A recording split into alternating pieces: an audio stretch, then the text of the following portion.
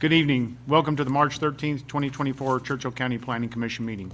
The time is 7 p.m., and I will call this meeting to order. We'll start by having the Pledge of Allegiance. Commissioner Goings, will you lead us in the Pledge of Allegiance? I pledge allegiance to the flag of the United States of America and to the republic for which it stands, one nation, under God, indivisible, with liberty and justice for all.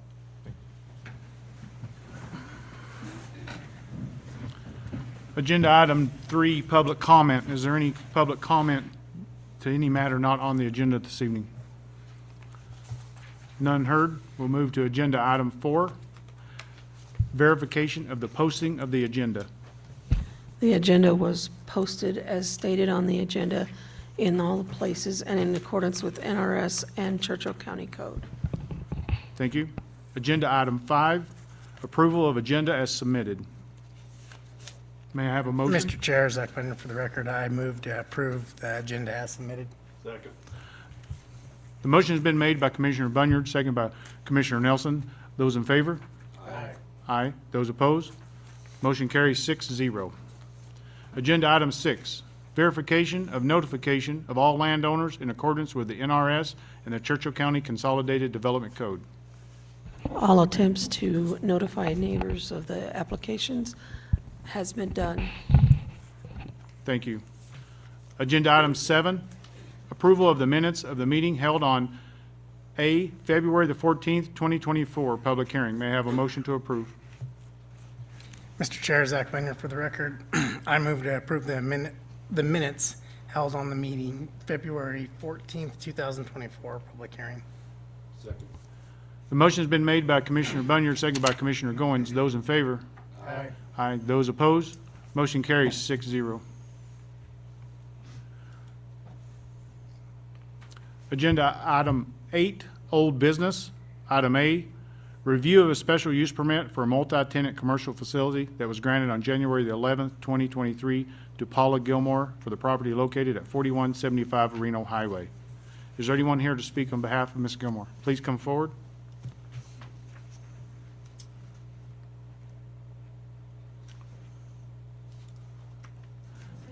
Please. And there's a microphone symbol there. Just push it and it should turn green. And state your name and address for the record. Push the flashing, one of the flashing reds. There you go. Paula Gilmore, and what was Your this? address? Oh, which one? I Your have business several. address is fine. 4175 Reno Highway, Fallon, Nevada, 89406. Thank you. Director Spross? Thank you, Mr. Chair. Chris Frost for the record. So as mentioned, this is a review of a special use permit, the one-year review to assure that the conditions of the special use permit have been met. The applicant did send us a letter, which is in your packet, outlining things that have been done. But at this time, I think it would be prudent to hear directly from the applicant as to what has been completed since the issuance of the permit. Ms. Gilmore, would you like to present to the commission what you've accomplished? Or are you... Well, I was able to put in handicap parking in front of the storage building, the long building, and rearranged appliances in the warehouse itself, moved cabinets. We're working on doing a drip system on the property to irrigate and to get the plants up to speed. I wasn't very good at getting any landscaping done last year. I was insanely busy, and before I knew it, it was winter.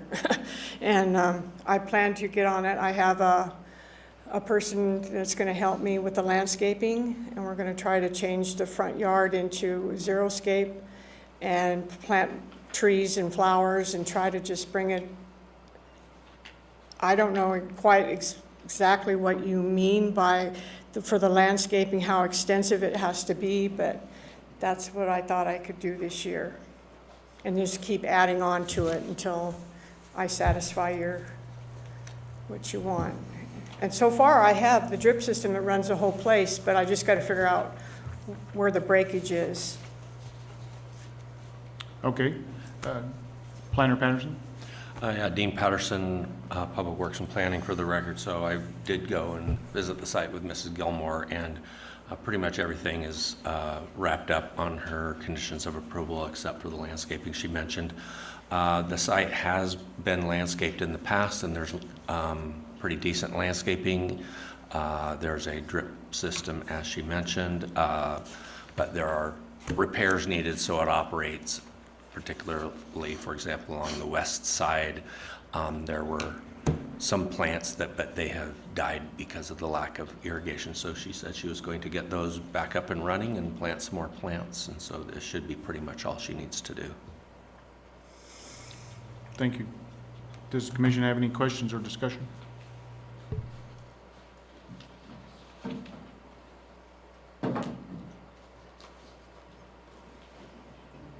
So based on the information that was provided by Mrs. Gilmore and evidenced by Mr. Patterson, I think staff can recommend that the SUP is in compliance and therefore recommends that additional reviews are not necessary moving forward. Thank you. Is there any questions or discussion? Can I have a motion to approve with no other reviews? Paul Picotti, for the record, make a motion to conclude the further on reviews of the property and the temporary SUP. Is that what it was? Second. Motion has been made by Commissioner Picotti, second by Commissioner Bunyard. Those in favor? Aye. Aye. Those opposed? Motion carries 6-0. Thank you. Thank you so Thank you much. very much. Thank you.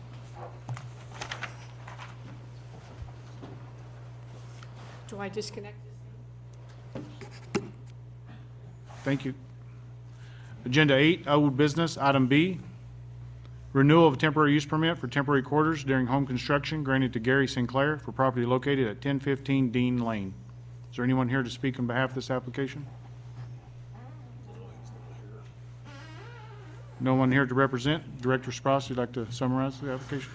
Yeah, thank you, Mr. Chair. Chris Spross for the record. So this is a renewal for a temporary use permit that was issued back in 2020. When this matter was heard last year for the renewal, we had received information that from the building department that they had received, that we'd received documentation that a septic permit was issued back in February of 2023, and that had been, at that time, there was no inspections done. We received information this year that still only a septic permit had been issued for the property, and that was completed last year in February. So since then, there has been no, since 2023, there has been no activity as far as permitting or inspections.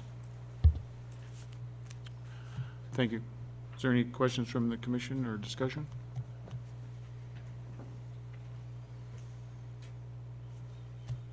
Should we table this for 30 days and see if the department can contact the applicant and see if he can attend the next meeting to discuss and for the future? Is that possible? Diane, was the applicant contacted, do you know?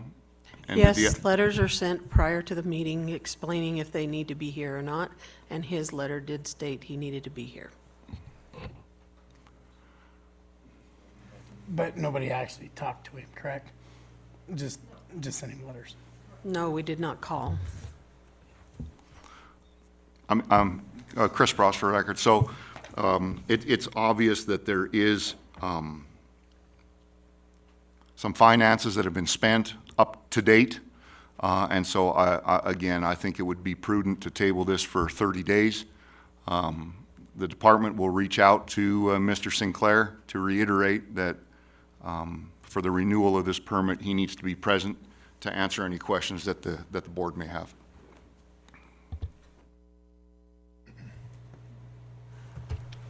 Mr. Chairman. Jeff Goings for the record.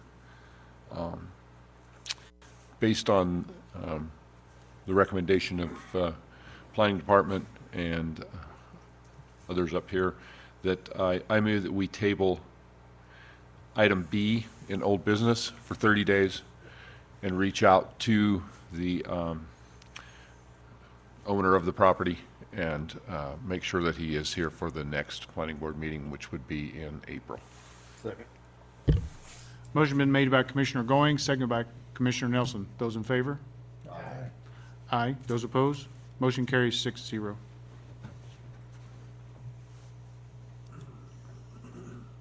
Agenda number 8, old business, item C, review of special use permit previously granted on August 10th, 2022 to Paul and Tiffany Picotti to establish A, an alcoholic beverage processing, B, eating and drinking establishment with alcohol sales, nighttime hours, and C, multi-tenant retail facility for property located at 2030 Reno Highway. Will the applicant please state your name and address for the record? Paul Picotti for the record. Paul Picotti for the record. Your address? 645 Peaceful Way, Fallon, Nevada. Thank you. Director Spross? Thank you, Mr. Chair. Chris Pross for the record. So again, this is a one-year review of the special use permit that was granted back in August of 2022. There were a few outstanding items. One of them was the approach, and I'm sure Mr. Picotti can expand on that. There was a couple of other items that still need to be resolved. The fence in the rear parking area, some landscaping, and the landscaping is likely to wait until the NDOT approach is done. And there's some trees that need to be put in the parking lot. But again, Mr. Picotti can elaborate on where he is with the permit, or with the conditions of the permit. Yep, so I would say approximately 30 days ago, we got a report from NDOT that they're actually going to come through and do the sidewalk in front of the building. And we'll include the landscaping at that point, along with the sidewalk. So we'll probably zero-scape it there along the front. The design that they're going to use is most likely, similar to what we came up with Loomis a few years back. I don't have that with me, but you guys saw it. It's basically one entrance in the middle, and then it just flows into either building there to the right or left. For the other item, the fence along the back, that is already contracted out to have done. We're just waiting for the contractor to come and do it. It was contracted with Lambert Enterprise for 120 feet of fence along the back there, along the property line, to match the other fence that's there. And the trees in the driveway, the whole thing is asphalt. We don't have anywhere on our property to put trees in any of the parking lot, as it's all been blacktopped. And there's parking spots. So you guys can see the picture there. I just don't know where we're gonna put any trees. I mean, we would have to dig a hole through the asphalt and start planting some in the middle of where we're driving and parking. There is a tree up on the front. Well, it's actually, it's oriented north. So at the very southeast end, there's a tree there, and that's something that's been there for a while from the previous owner. So over to the commission on what, kind of proposals they might think we can achieve for the trees in the parking lot. Thank you. Director Patterson? Yeah, Dean Patterson for the records. So normally, I guess in this case you'd have to make some holes in the pavement, but for example, along the back of the building, somewhere, you could even incorporate a patio area for people to drink their beers. There's going to be a patio area in the good back, weather. but there is, we don't have anywhere to put trees.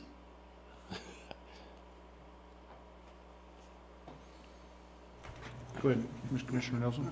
That are going to survive. How about in the zero-scape area out front by the sidewalk? Yeah, we're going to do approximately 8 to 10 feet of zero-scaping along that new sidewalk. So the sidewalk will continue along the front where you see the sidewalk there on that southeast end. And then closer to the buildings, there's gonna be an area that we can, put some xeriscaping, or we could put some shrubs in there too. But I just don't wanna have to do a drip, because then I have to tear up the asphalt, so. It will be visually appealing from the front when it's all done. Were you aware that trees were required in the application?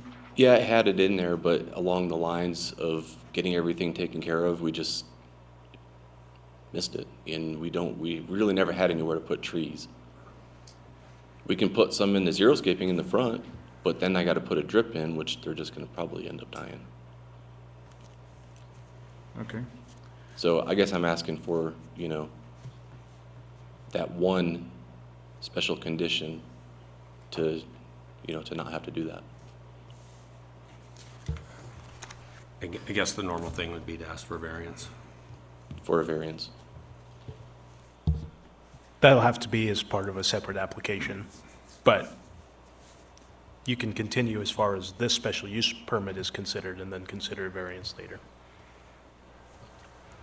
Or a specific application for relief under the special use permit. I was looking at the special use permit, I see section 9 is the 10-foot street landscape buffer. Is that the condition, the specific condition you're mentioning, Dean? It should just be in a list of the code requirements, and the code includes the landscape buffer, includes the landscaping. The parking lot trees, includes the other things that are normal requirements under the code. Jeff Goings for the record. So when we're talking about these parking lot trees, are they specifically talking about trees in the parking lot in the front? I know there's parking lot in the back as well. Is this specific to an area? No, I guess it could, there was parking in the front, so theoretically, I guess they could be up there. That might help Paul, but, I could plant Some some trees in the along back would the also just- eastern side of the building where there's one in the front. We have one in the front of each building.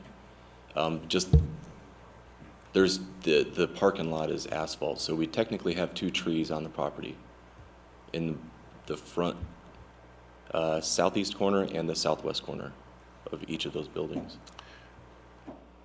But we're only speaking to the building to the east, that property. That's. Yeah, those properties have been split, so, Yes. yeah, So that tree will not count. That would right. be Yeah. a tree.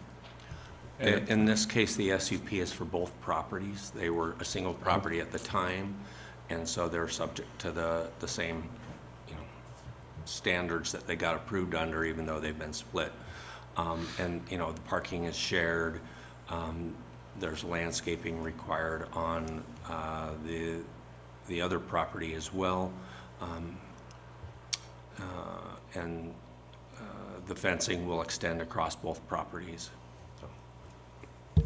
Is there a guideline that says exactly where he has to plant these trees, just as long as they're on the property? And does it say what size of tree? No, there's no specific details, so it's kind of open to what the landowner wants to do. So do the current the- trees suffice for that then? The only thing I would say is that the parking lot trees need to be in or next to the parking lot. Thank you. So we have that tree in the southeast corner. Will that fulfill that requirement? So my question is, from this picture here, it's hard to tell. Is that tree on your property or is it on the adjacent property? It's right on the line. I would have to, we'd have to come in I'm sorry. and step it out. But it is right at our sign. That sign there is on our property, and the tree is, it's hard to tell there, but I think it's behind it, more to the north, to the northeast. Mr. Chair, Dean Patterson for the record, I would just say that how Mr. Picotti wants to meet the requirement is kind of up to him, and we'll be happy to work with him. I don't know if it's something that 7 people need to try to figure out where this tree or that tree is gonna go, so. And if he decides he wants to move forward with the variance, you'll see him again on that account. Okay. Yeah, Mr. Chair, Mark Hyde for the record. Probably Mr. Patterson, it'd be good to explain why why we're talking about trees. You know, what's the purpose behind having the trees? It's just the code requirement. The planning commission about 5 years ago eliminated the area requirement for landscaping. So for example, we had once had a 10-acre parcel where they were doing things and they would have needed, actually I think that was out west, they would have needed a full acre of landscaping.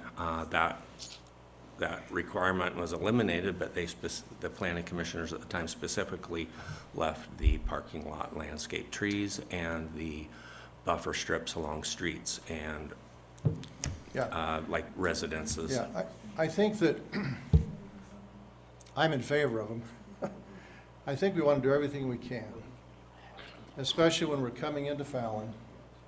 And I'm talking about from out west and further. So when we come in, that's the window coming into Fallon. When we have these kind of businesses, I remember when West Williams was lined with trees. It was beautiful. We tore all those out to expand the road. And so, being on this governing body, I'm really in favor of doing everything we can on these businesses to make them look good and to have that be a beautiful approach into town. And I understand you've already done the asphalt, but, you know, my opinion is that the trees ought to be out where it adds to the beauty of the entrance coming into Fallon. And through the years, I've had to cut asphalt, and I've had to do those things to make things right. And my opinion is the tree ought to be in the parking lot out front. And if you do shrubbery or anything else, you're gonna need a drip system. So I'm of the opinion that needs to happen. We have another thing, we have another item that's gonna come up a little later tonight. And I'm driving a stake in the ground is that when we come into Fallon, let's do everything we can to make this look attractive.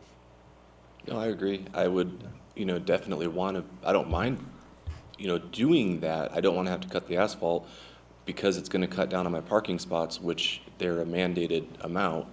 And also, there's asphalt there. I mean, I can put some trees in there and hope that they survive, but to put a drip through the asphalt gotta get water. out front, I mean, we had about, 12 conditions, we've met them all, you know, now we're just asking about some trees here. You know, I rebuilt that entire building to take it from what it was to what it is now, and we're down to trees at this point. Well, again, one more statement I want to make. We don't have a lot of control on buildings that have been done in the past, and planning that's been done in the past. No, I'm just saying how much I've taken it Oh, from what it was. Absolutely. Yeah, I am not trying to get out of any of the conditions. The trees is just it's a hard one to accomplish at this point, just because of the way the property was built, the way the property was constructed. I can put them in the, from the sidewalk in that area that we're doing the landscaping, but by code, it says I can xeriscape it as well. I can put mulch in there, I can put stone. Okay. Okay. So in order to move forward, let's, maybe you come in and speak with the planning department, maybe work out the tree details, and tonight we can just extend the review to, because you don't have some other things done, you're contracted to get them done. Yeah. So, but they're not done. So we'll still need to review that. So let's just let you work out the trees with them. Okay, that sounds good. Then if you have to show back up with a variance, then so be it. But anyway, we'll move forward and extend this SUP. So can I have a motion to extend the SUP for a period of time? Yeah, Mr. Chairman, Mark Hyde for the record. I move that we extend the SUP for, get to where I'm at here. For review. For Paul. Yeah, so the It's not SUP an is Huh? permanent, so you're just having a review. Yeah, extend the review, I'm sorry. Okay. Extend the review for 6 months? 6 months would accomplish maybe the approach and maybe the fence and, you'll have something figured out? Yeah, the approach is on the timeline of NDOT, but it is funded and going to happen. Okay. I'm just not sure of the phase of it, so. All right. Mr. Chair, Chris Sprouse for the record, that approach won't be done in 6 months. I mean, they're basically in the conceptual phases of that. I'm thinking it's going to be done in 2 years, just for information for the planning Okay. commission. So let's just then continue with 6 months as your motion's going, and then maybe we'll get the fence in there and we'll get the tree figured out, and then the only thing we'll be waiting on is the approach. And the thing is Jeff Goings for the record, the thing is NDOT's already agreed to do that portion of it. So whether it happens this year or next year or whatever, that's not going to be a part of this issue. So, yeah, so I would agree, we just, Yeah, the conditions of the 6 or special use permit outlined that either Mr. Picote had to take care of it, or he had to provide evidence that NDOT was going to do it in a future project. And we've received the drawings from NDOT as concurred by Mr. Picote. Okay. So that is on their radar, so. Thank you. A motion has been made to extend for 6 months or review. The motion has been made by Commissioner Hyde, seconded by Commissioner Bunyard. Those in favor? Aye. Aye. Those opposed?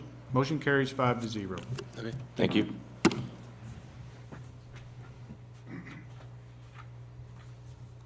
Agenda number 8, old business, item D. Review of special use permit previously granted on February the 8th, 2023 to Out West Buildings LLC for a fabrication facility, a sales and rental facility for sheds and storage containers, and existing buildings, as well as proposed office for property located at 7450 Reno Highway. Is there anyone here to speak on behalf of this application? Please come forward.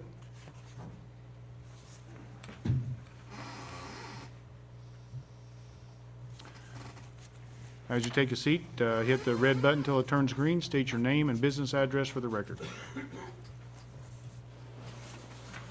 Mike Stremler and Irvin Plank, and we're from Out West Buildings. What else was I supposed to say? Oh, 7450 Reno Highway. Thank you. Director Sprouse? Yeah, thank you, Mr. Chair. So again, this is a one-year review of a special use permit that was granted back in February of 2023 for Out West Buildings LLC.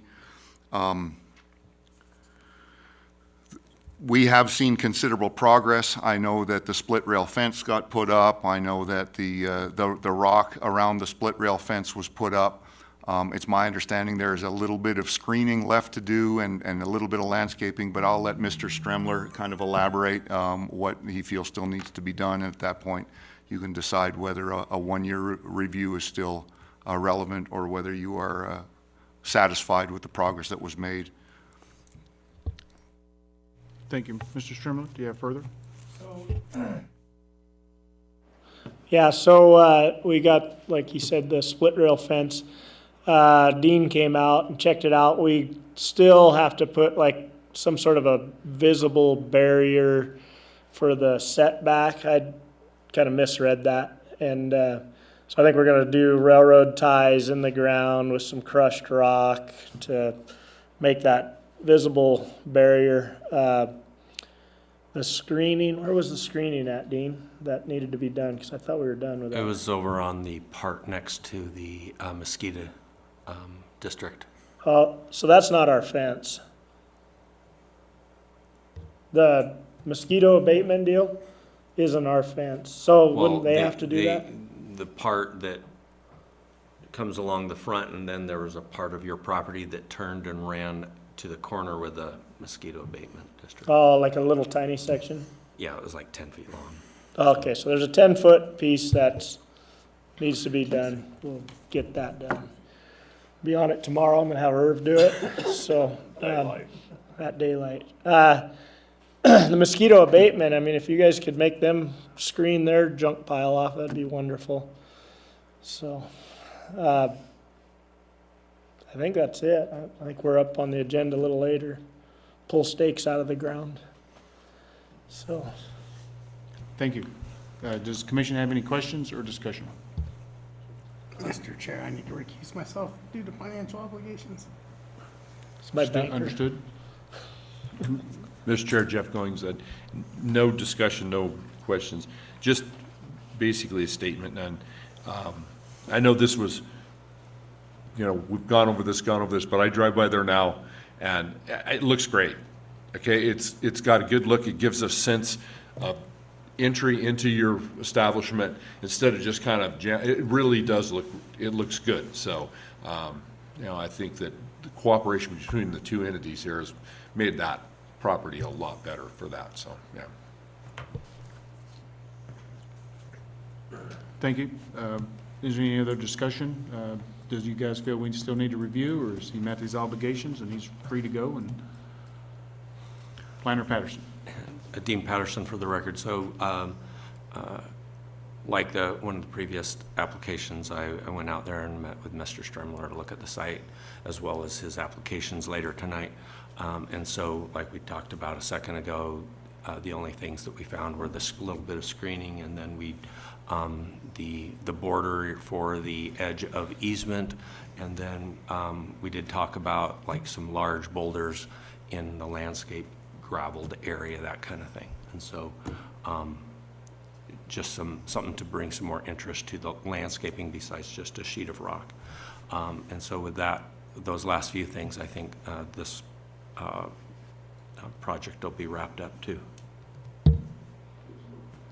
Yeah, on the boulders, I should probably get a specific size, because I had my guys go out in the desert and pick up rocks like this, and those aren't big enough. So, is there a weight limit that you guys require by code, or what's the standards? We'll let you work that out with the department. Just call them and figure that out.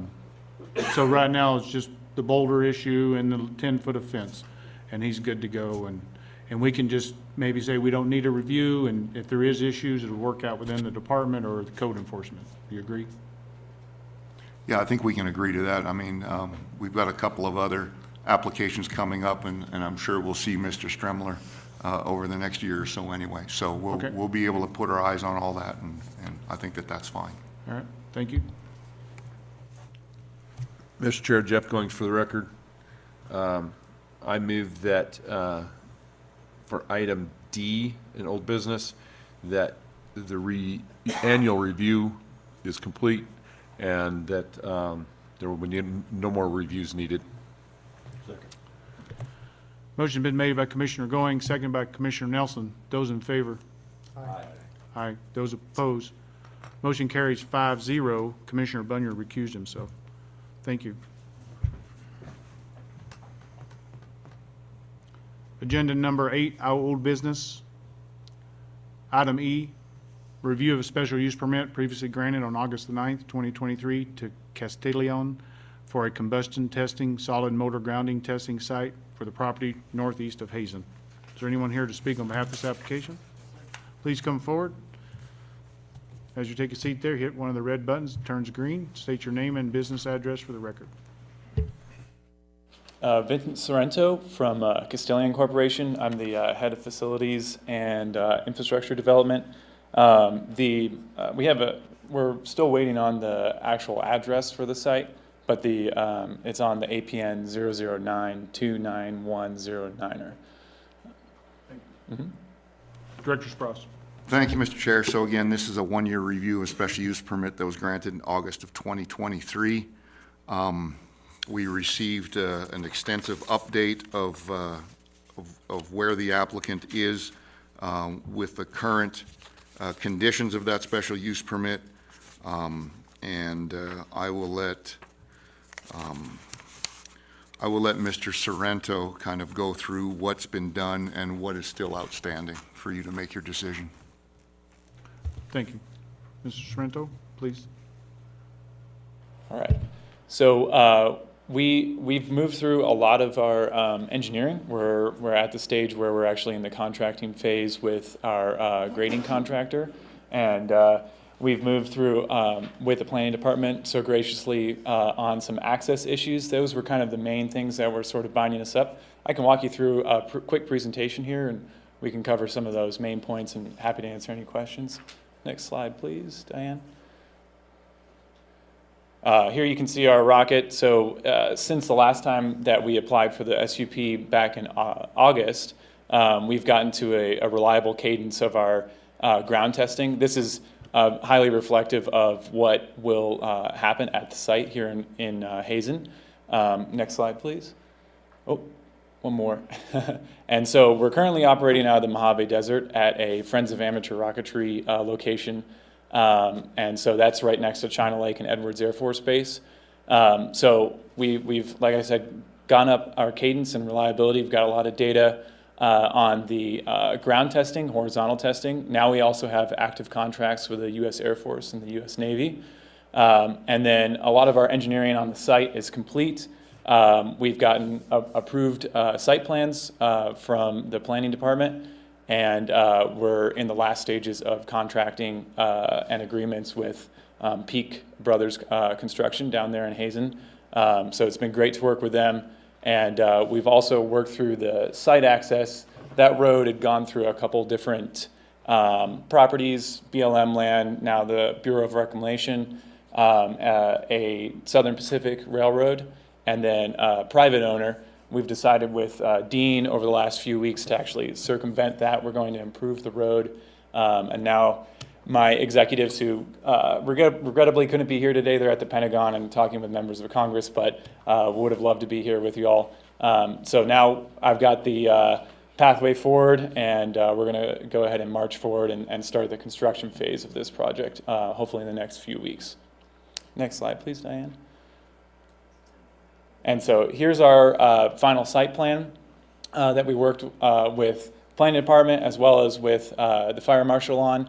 Actually, Dean and Mitch came out with me a few weeks ago to talk through some of the site layout. We've also got our geotechnical complete at this time. There's a few engineering items that need to be done as far as just reconciling the occupancy to a septic system. And as we construct this and then start the ramp up phase, we're going to have basically an ADA compliant bathroom with pump out until we construct the actual bathroom on the site. Next slide, please. And also since the last time that this SUP was granted, the zoning was updated to industrial. That's complete. We've coordinated with the fire marshal and the sheriff. There's a few emergency action plans that need to be done, but now that we have a site plan, I'll be doing that in the next coming weeks and submitting that. We're prepared for those road improvements, as I said. We're going to improve parts of California Road, fill it in. It's mostly in good shape, but just want to get it in good shape for some of the wet season for the fire trucks. Road access easements, just spoke with Dean. We're hopefully going to move forward with that on the Bureau of Reclamation.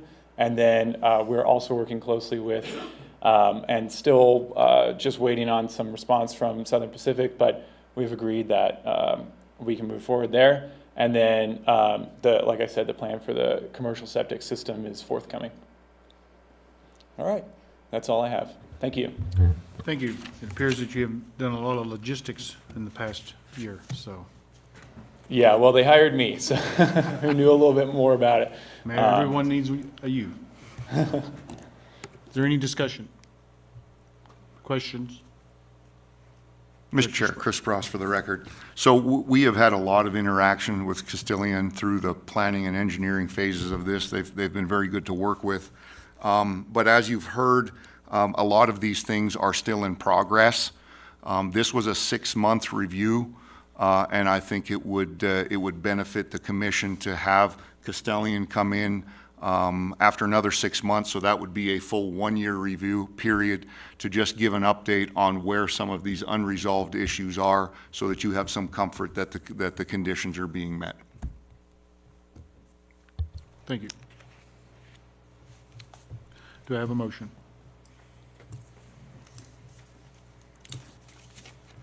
Mr. Chair, Jeff Goings for the record.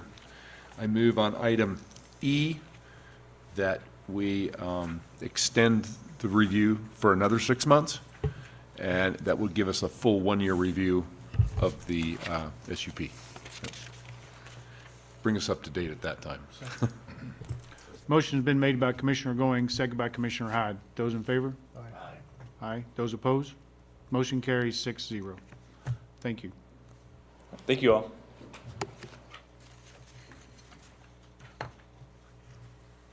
Agenda number 9, new business, item A, temporary use permit application for temporary quarters for hardship caretaker filed by G. Russell Miller for property located at 5200 Hettinger Place. Is there anyone here to speak on behalf of this application?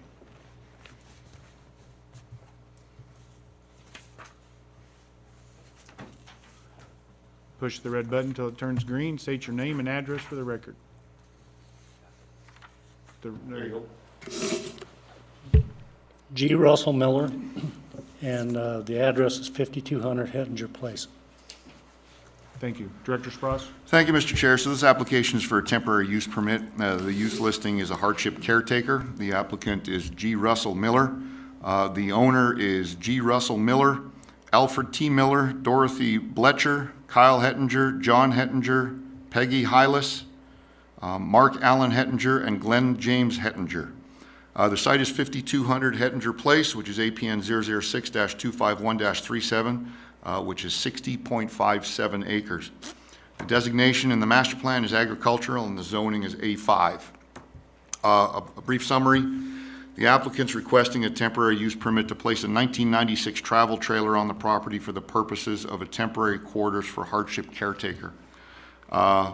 G. Russell Miller is the applicant requesting to place the temporary quarters on the property. Russell Miller's brother, Alfred Miller, is the person requiring the care. This application has been filed as a result of a code compliance action. However, the applicant was given written permission from the previous planning director, Michael Johnson, to occupy the travel trailer 1 to 2 days per week to care for his brother without a TUP, as that would be less than the 90 days allowed. Mr. Russell Miller has since needed to increase the number of days that he stays in the trailer to care for his brother, which now triggers the need for this temporary use permit. So Alfred lives on the property in the primary home full-time, and his brother Russell visits several days per week to provide care, but primarily resides in Carson City. The applicant has provided documentation to staff that the person needing care, Alfred Miller, is unable to care for himself without assistance. The applicant has provided a detailed site plan that shows the travel trailer, which is number 12, will be located in the northeast corner of the primary home. The application indicates that the travel trailer is connected to existing power, septic, and water, shown as number 13 and number 19 on the plan. So the commission has a couple of criteria that they have to find for hardship caretakers. One is a residence for an aged, invalid, or physically or mentally disabled person who requires care, or B, a residence used by an attendant caring for an aged, invalid, or physically or mentally disabled person. As mentioned, the applicant has provided documentation to staff that the person needing care, Alfred T. Miller, is unable to care for himself without assistance.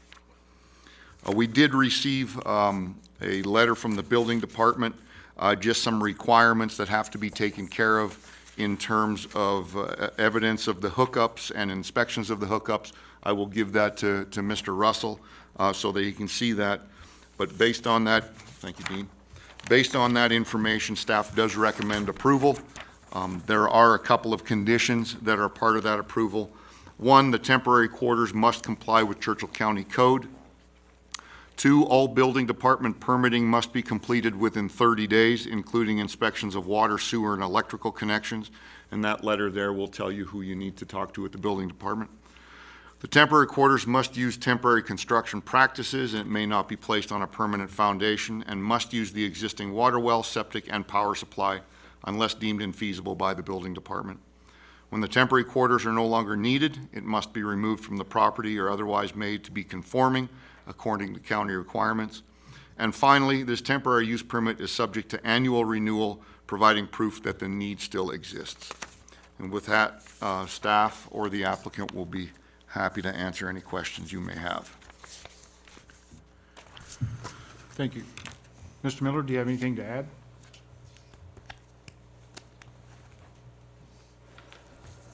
No, I mean, the trailer is there now because I've been on and off.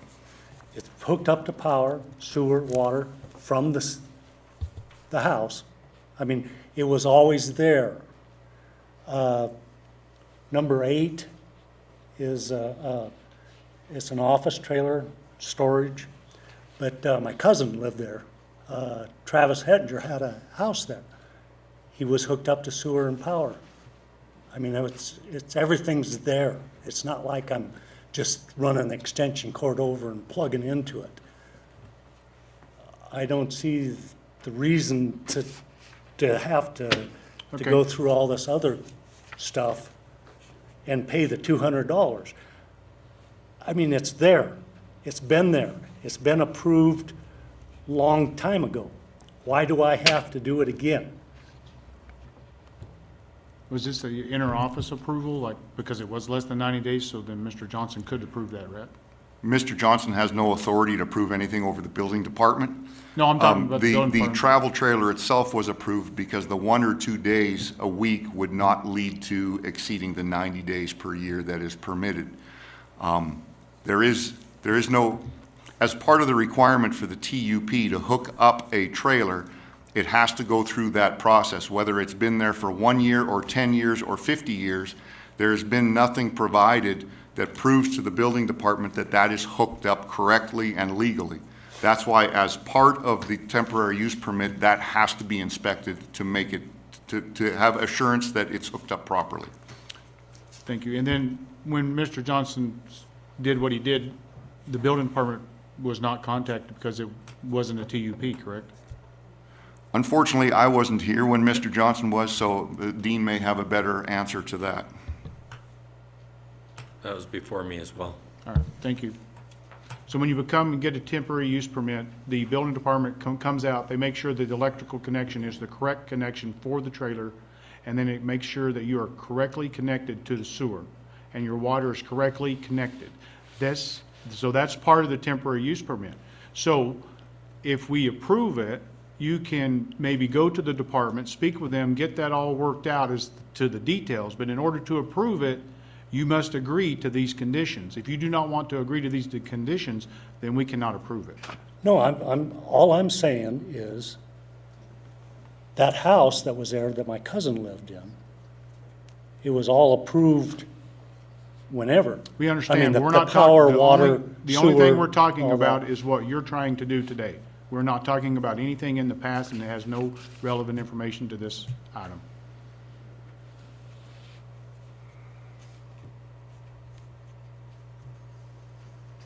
So do you agree to these conditions as written? Well, I have to.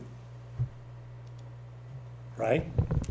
You just said I have to. You do not have to agree if you want to, if you do not want to continue with the I temporary. don't use want permit. my brother to die because I'm not there, okay? So yes, I'm going to do what they tell me to do. I'm just telling you that it was all done through Churchill County at some point, is all I'm saying. Thank you. Is there any discussion or questions from the commission? Yeah, Mr. Chair, Mark Hyde for the record. If I understand it correctly, Russell, you were approved to occupy that trailer no more than twice a week. Right, right. That was the approval. Right. But now that's changed to where you need to be there more than 2 days a week, right? Pretty much all the time. All the time. It sounds Yeah, like it's I 20. mean, his lung capacity is at 12%. He cannot walk from the couch to his car and get in his car. I have to put him in a wheelchair to get him out, to take him anywhere. He basically stays in the living room as far as he goes. Yeah, and I'm really sorry to hear that. But the reason why you're here tonight is because we need to extend this beyond 2 days. Right, And because so of those are the his conditions. health. Yeah, Yes. Yeah. And so it's not that it's onerous, it's just that these are the conditions that need to be met if we're gonna go more than 2 days, so, a week. And Jeff Goings for the record, it may turn that all of these conditions are met, but basically what we're asking in this. $200 is what they want. What they're asking here is the building department to get eyes on it and approve it. And that's part of any of these temporary use permits that we do. Yeah.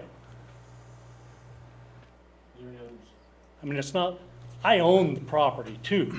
I mean, it's not like I don't have another place to live. I'm not moving in and being like down the road somewhere and they have a trailer parked. I own that property along with my cousins and brothers and sisters. We I understand. mean, I live in Carson City. I would prefer being in Carson City rather than there, but I can't do anything about it because I'm the only one in the area that can take care of him. Understood. Is there any other discussion, questions? Is there any public comment concerning this matter? Laura Lively Barron, Churchill County Code Compliance Official, for the record. Laura Lively Barron, Churchill County Code Compliance Official, for the record. I just wanted to readdress with you that the placement permit is for safety purposes, for you and your brother, for you to reside there. There have been electrical issues that have happened due to poor connections and amperage differences in which it has caught fire in past history here. So it truly is for a safety situation. Yeah. I kind of know electricity, right, Scott? You do, Russ.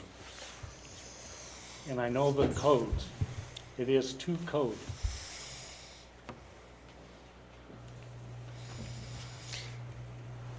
Mr. Chair, Jeff Goings for the record. So if I'm to read you right, that you agree to these conditions that are... Yeah, I got to go get, Yep. yeah. Okay. So, Mr. Chair, if you're looking for a motion, I move that based on the information provided in the application, the staff report heard here tonight, I move to find that the criteria found for Churchill County Code 16.08.070 have been met and therefore approve the temporary use permit application for G. Russell Miller to establish a temporary quarters for hardship caretaker purposes on APN 006-251-37. This approval is subject to conditions as listed in the staff report. The motion has been made by Commissioner Goings, second by Commissioner Nelson. All those in favor? Aye. Aye. Those opposed? Motion carries 6-0. Your application has been approved. There is a 10-day appeal period, and at which time, if there's no appeals, the planning department will contact you to complete the process. Thank you. And I can go in anytime. That's, Yeah. that's correct.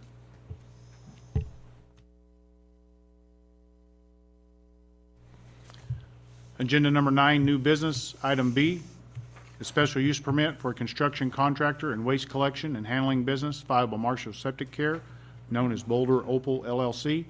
The property is located at 4250 Reno Highway. Is there anyone here to speak on behalf of this application?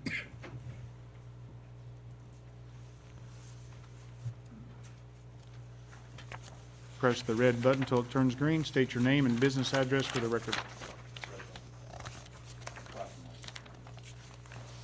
Chad Marshall, 4250 Reno Highway.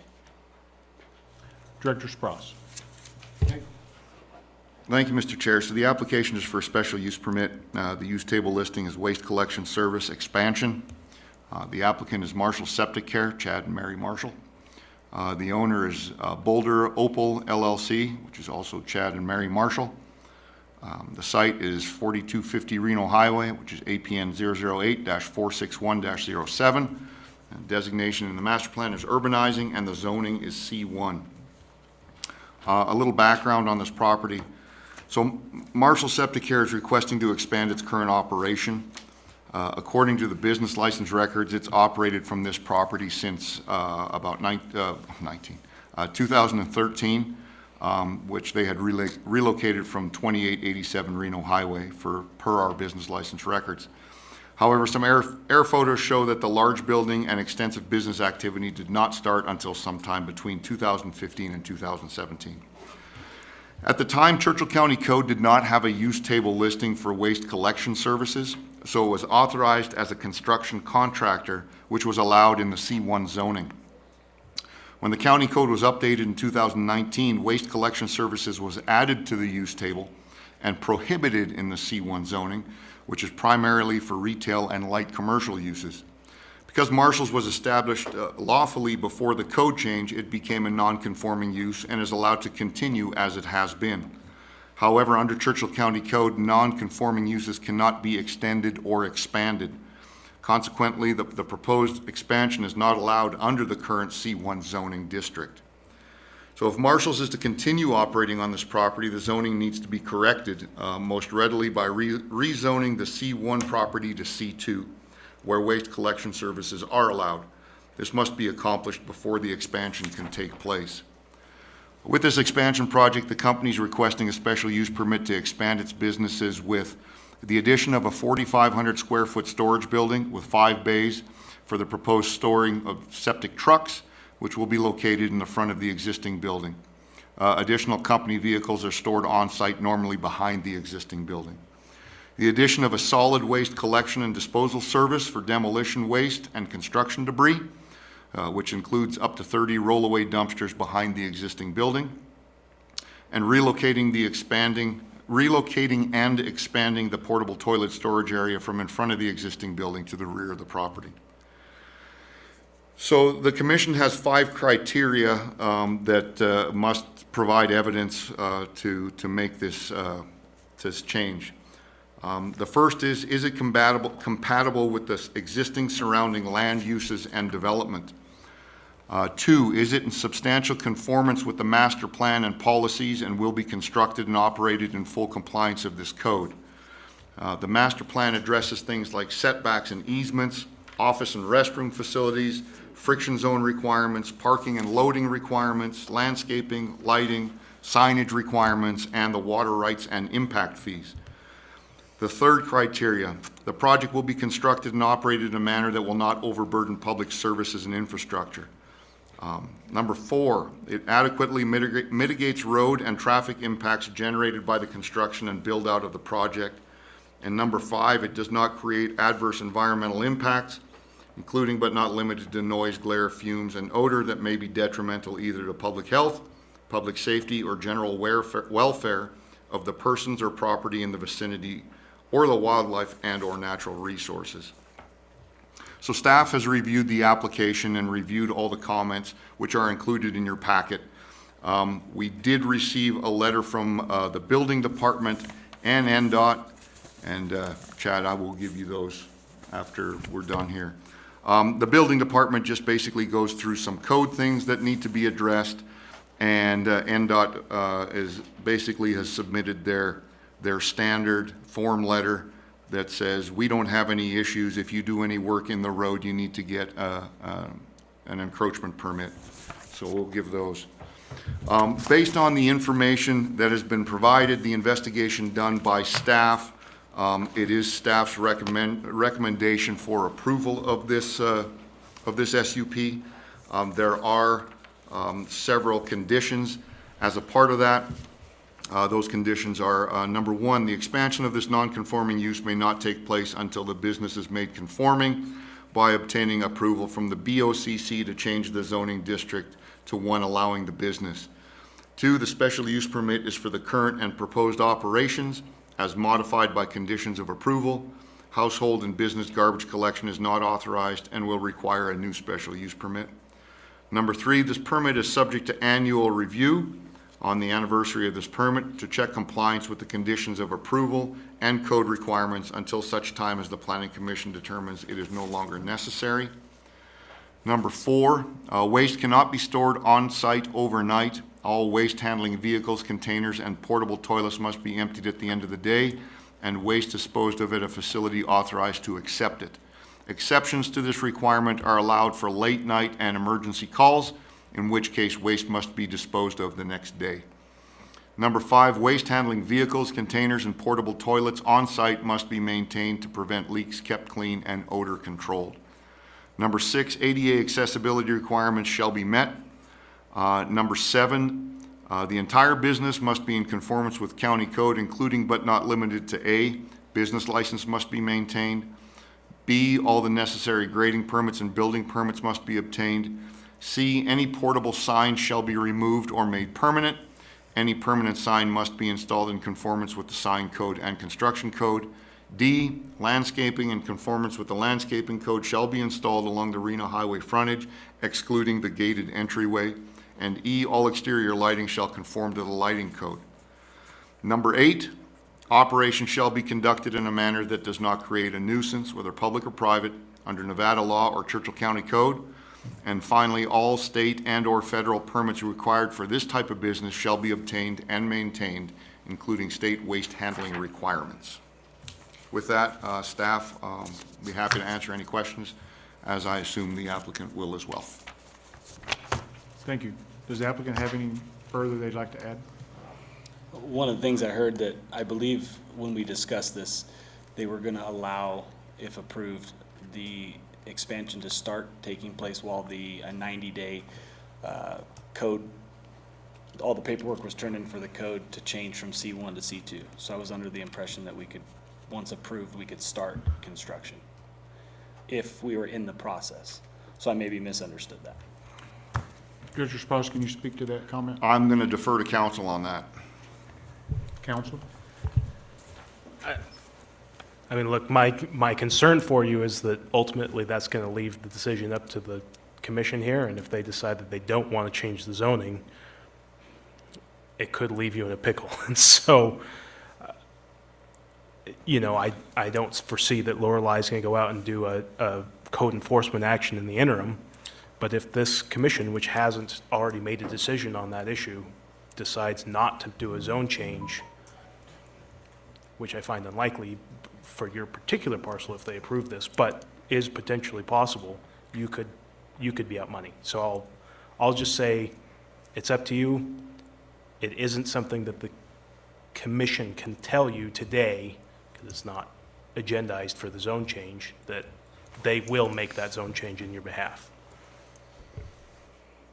And we brought this up, when did the zone change come? Like, why did we not put this on the agenda to coincide? As far as I understand, Dean Patterson, for the record, I think Chad Marshall had been working to submit a zone change. Is that correct, Chad? Do you have the paperwork all completed? I actually have the paperwork at the office, but what my understanding was, and that's why I'm trying to get clarity, is we were going to proceed with the construction phase, which is gonna take some time to do that. Pad has to be prepped and then poured and then dried, and then the building can go up the structure. So during that 90-day process of that being approved, the zone change would go. Because ultimately, if we weren't allowed to build the building because of other issues, we wouldn't want to continue with the zoning change either as well. We'd want to almost ask not to start the process of building. So there was a few things we were waiting to hear what you guys' decision was. This, Chris Sprouse for the record, I just want to, so the special use permit can be decided on here today by this board. The rezone, this board will make a recommendation to the Board of County Commissioners, and ultimately it's the Board of County Commissioners that will make the decision on whether the rezone would be allowed or not. So I don't think that information precludes you from doing the work. However, you are kind of operating at your own risk to do that. If you start and say the Planning Commission does approve this SUP, it's going to be, conditions are making it contingent on the zone change. If the Board of County Commissioners, for whatever reason they might have, decide to deny the zone change, even if it's recommended by the Planning Commission, you will have committed some finances that may not allow you to continue because the zone change wasn't approved. So nothing says you can't, but proceed at your own risk is basically not advice that I'm giving, that's just a statement.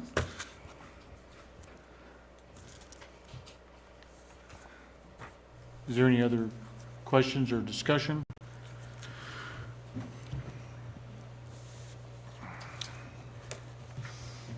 And you fully understand that we can approve this tonight, but it's contingent on the property being zoned correctly prior to it going into effect. Yeah, I also wanted some clarity on, being there is a ditch out front that carries water, if that would impact the landscaping at all on what my ability to actually landscape in that. I won't be able to do nothing with that area. And there's a fence right behind that, so. That would be a discussion to have with the planner, Mr. Patterson, in our office, discussion as to what they would allow and not allow. Mr. Chairman, Mark Hyde, for the record, I just want to make this statement again. Let's do everything in our power when we're along this gateway corridor to make it look attractive. And one reason why we've recommended trees is just because of that, is that it does create a much better gateway corridor. So let's don't try to skirt around this, you know. I think we need to do the best we can. Thank you. Is there any other discussion, questions? Is there any public comment concerning this matter?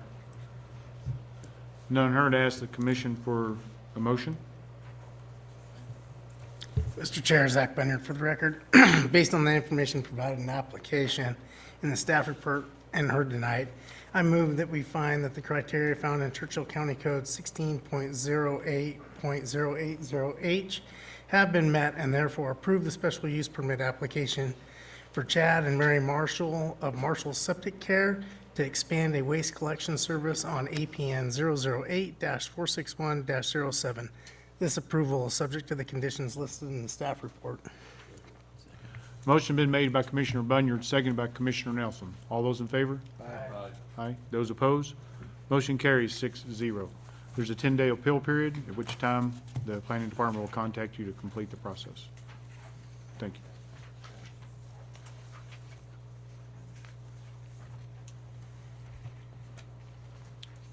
Agenda number 9, new business, item C. A variance application from shipping container regulations filed by Ragtown Real Estate for our out west buildings. The properties are located at 7300, 7450, 7490 Reno Highway. Please push the red button, state your name and business address for the record. Mike Stremler, Irvin Plank, 7450 Reno Highway, Out West Buildings.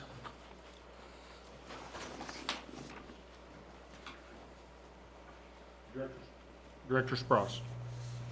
Yes, thank you, Mr. Chair. So this is kind of a unique situation because item C and item D kind of work together. So we'll go through them separately, and obviously they will need separate motions and separate decisions, but they kind of intertwine and tie together. So the first application is for a variance from the shipping container limits. The use table listing 1 is fabrication with outdoor activities. Use table listing number 2 is large vehicle sales, rentals, sheds and storage containers. The applicant is Out West Buildings, represented by Mr. Stremler. The owner is Ragtown Real Estate LLC, which is Mike Stremler and Irvin Plank, managing members. The site is 7450, 7490, and 7300 Reno Highway, which is APN 007-251-52, 53, and 71, which is comprised of 3.71 acres and 9.34 acres respectively. The designations in the master plan are urbanizing and the zoning is C2. So this application, this variance request is associated with and accompanies a special use permit, which is the next agenda item, for expansion of the business. The applicant is seeking approval to expand their storage area to accommodate up to 100 cargo containers, which they would like to stack 2 high to save space. 2 TWO high, not, okay. Doing so requires variances from 2 provisions in Churchill County Code, which A, limits the number of allowed shipping containers to 1 per acre, and B, prohibits the stacking of containers. So the preferred storage area, can you point? The preferred storage area is on APN 007-251-53, and you might be able to read that. Dean's going to get the pointer so we can point that out, which is already part of the existing SUP and which is already leveled, graveled, and fenced. Should the variance to waive the stacking requirements not be approved, the applicant has proposed an alternative storage area north of the inline canal on APN 007-251-71, where there is enough room to fit the containers without stacking them. This area is further from the highway, but closer to the residences north of the property. The applicant verbally indicated to staff that he has obtained letters from support from these neighbors, but staff is not in receipt of any of those letters.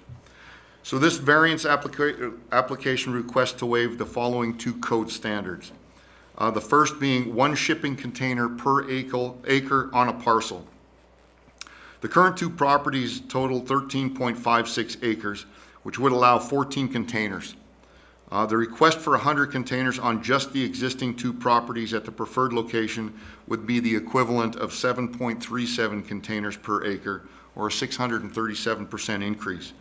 Adding the third property would total 22.9 acres, allowing 23 containers. The request for 100 containers would be the equivalent of 4.37 containers per acre, or a 337% increase. The second code standard is cargo containers may not be stacked. The applicant is seeking approval to expand their storage area to incorporate the graveled lot to the west of the fabrication yard, their preferred location. The containers would need to be stacked too high to allow enough space for 100 containers. This area is highly visible to eastbound traffic on the highway and is fenced but not screened. There are multiple considerations for the Planning Commission to make this decision. To approve the variance in any way, is this business special in some way that it needs to have a large number of containers? If a variance is warranted, how many additional containers are appropriate? Is it acceptable to stack the containers? And is a visual mitigation required? So there's 4 findings that are necessary to approve this variance. The first is the property characterized by an extraordinary or an exceptional situation? The application indicates that they are going into the container rental business, which requires a larger supply of units on hand. And staff comments, the container standards do not appear to consider the possibility of a business that specifically operates in the incoming and outgoing handling of a large number of containers. This business appears to be an exceptional situation not anticipated by the code, in that large numbers of containers come in and out of the facility as a product or service in themselves rather than an accessory facility for the business. The second is there any peculiar or exceptional practical difficulties? The application indicates that they need more than 1 container per acre to operate the container rental business and would like to stack them to stay on the smaller storage area. Staff's comment is, without the variance, the container business cannot be operated at a large scale. If the Planning Commission is inclined to approve the request in some form, staff has prepared a sample layout for the oddly shaped preferred location to provide a comparison for the number of containers it can hold. So 1 would be allow 50 containers without stacking. That's probably extending to the fabrication site. Number 2 would be 75 containers with stacking. 3 would be 100 containers with stacking, which also would probably extend to the fabrication site. And 4 would be allow 100 containers without stacking, and that would require extending to that northern property. Number 3, granting this variance will not be materially detrimental to the public health, safety, or welfare of the injurious to the property or improvements in the vicinity. The application indicates that they don't believe there will be any adverse effects to the neighbors, and staff agrees that additional containers will not affect health, safety, and welfare.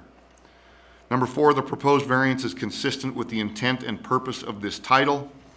The application states that they don't believe having extra containers will negatively impact the intent of the title. Staff's comment is that the intent of limiting the number and height of storage containers' use is to protect the visual quality of the community to neighbors and the traveling public.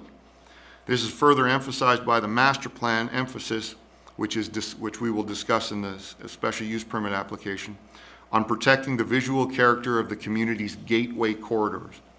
Staff feels that the writers of the container code did not anticipate that businesses handling large numbers of containers would be proposed.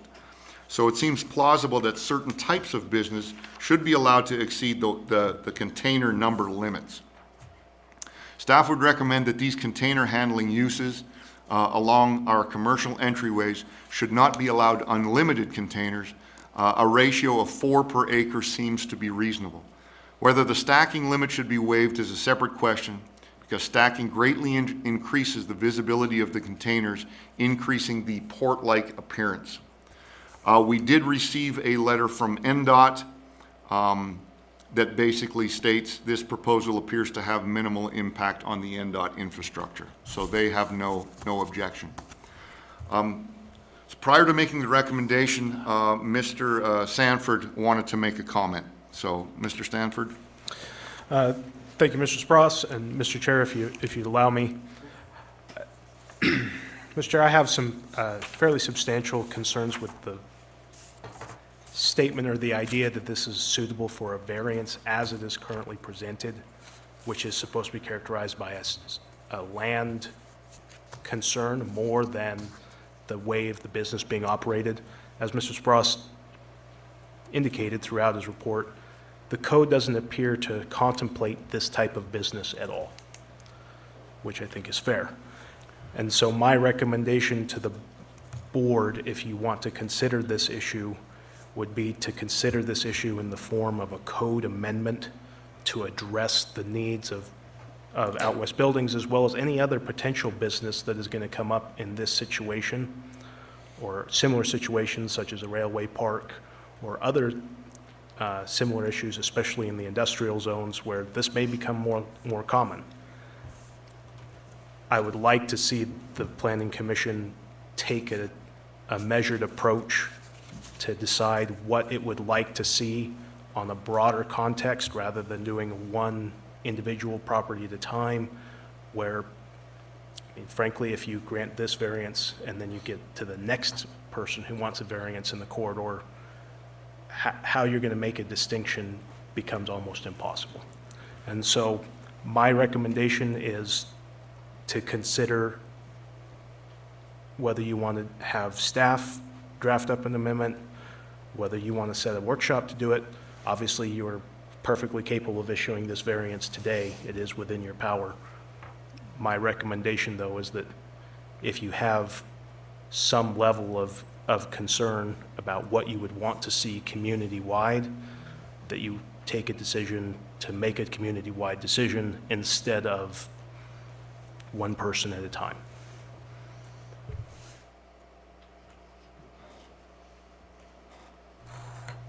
Thank you. Can I comment? Does the applicant comment? So I would probably agree with that. The only thing is we're out of compliance right now, and I don't know what the time frame is for all that committee and special workshop stuff is. But we're trying to be in compliance. That's why we came forward. We could have just, kept having shipping containers there and not stacked them, and we've got 22 acres to work with. So I would be in favor of giving us some sort of a variance and then doing your workshop and make the variance, subject to the findings of your workshop, so we're not out of compliance. Because if this takes a year or 2 years, then basically you're handcuffing us not to grow our business. Thank you. Director Sprouse, would you like to comment to the timelines of this and how is the out of compliance, how huge that issue is? As far as the time frame, staff would have to draft up a code amendment. That code amendment would have to go in front of the Board of County Commissioners. Actually, it has to come in front of this commission first. You guys would make a recommendation for approval or denial, and then that would go to the Board of County Commissioners. I see that as being a minimum of 3 months, likely closer to 4 or 5. In terms of being out of compliance, I certainly appreciate Mr. Stremler coming in and going through the process of coming into compliance. I can go ahead and make our recommendations and see what the Planning Commission thinks of what we had thought. And at that point in time, you guys can decide whether you want to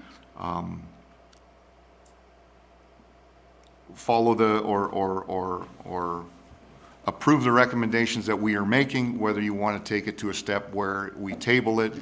I mean, as far as being in compliance, the reason I'd like to read our recommendations is if we do decide, or if you do decide that the code amendment is the route to go, at least there is a mild understanding of what we would have recommended had this variance gone forward.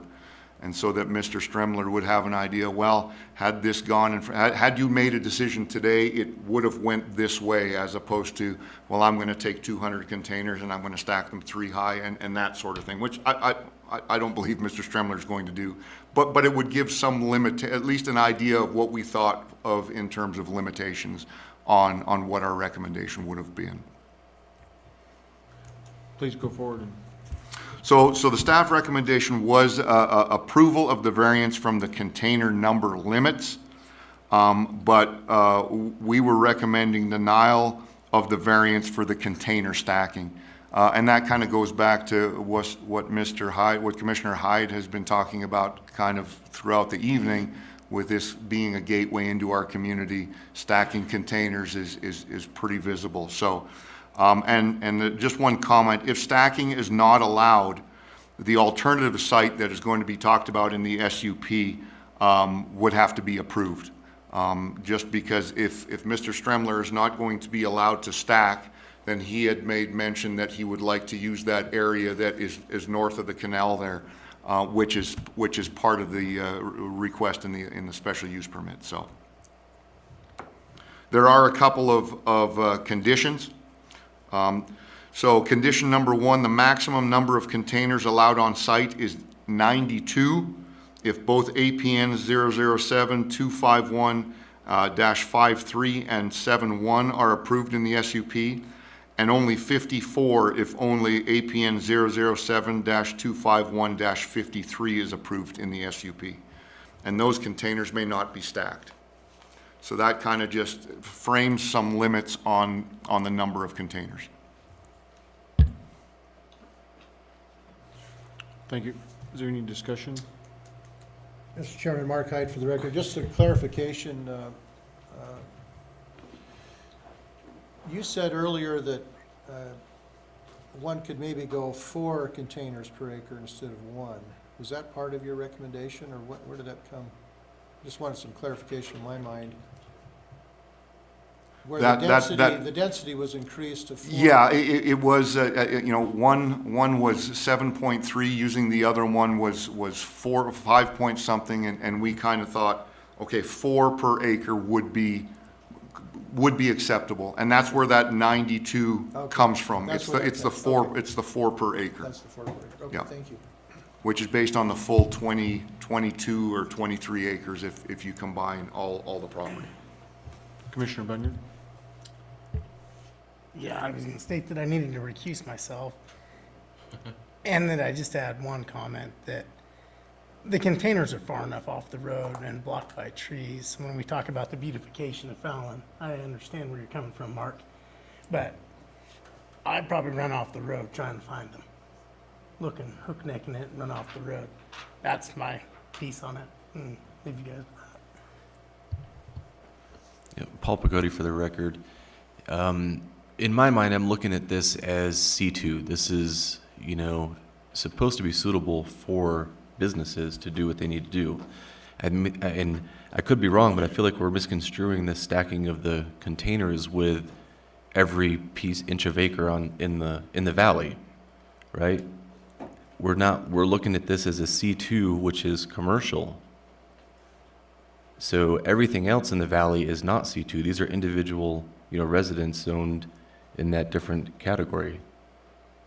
And, the structure that houses where they build these storage units is probably taller than 2 stacked on top of each other.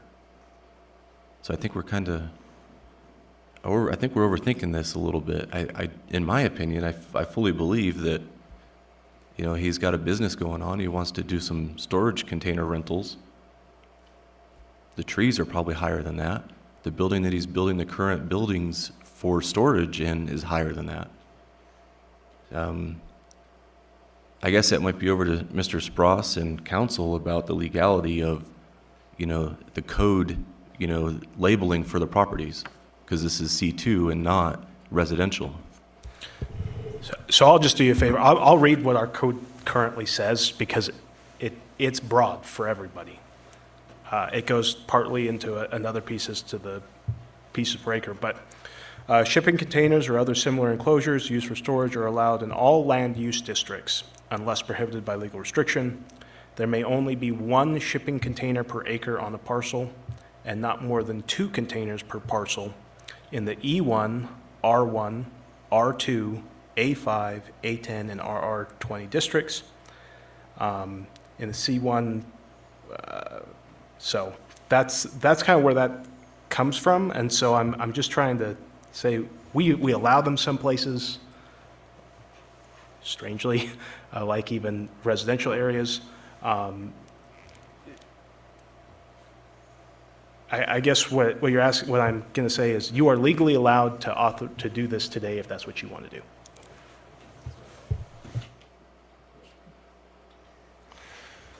I kind of agree with Zach and Paul. I don't think it's a visual problem. You've got the sale yard, you've got a building just prior to the sale yard on the west side, you've got another commercial building past the sale yard, you've got the NDOT storage yard. Saying that this has to be aesthetically pleasing, we got a lot of work to do down that corridor. I kind of think stacking containers on that back corner, I went over and looked at it, is cleaner than spreading single containers out over 22 acres. That's just my opinion, but. So I think that in this case, stacking would be good. With that said, I think that council's idea of establishing some kind of a set deal going forward, so we don't have to redo this every time, has merit. And so maybe in this case, it needs to be a little bit of both, because this property is a little bit of a special piece of property compared to the rest of the stuff in the corridor. Mr. Chairman, Jeff Goings for the record. So I was just going to kind of expound on what Scott said here. So the way I see this, what council's recommending is that we do a code complaint, a code change, correct? Yes. That would be broad across not just this property, but any property that would come in that would want a business like this or something similar to it.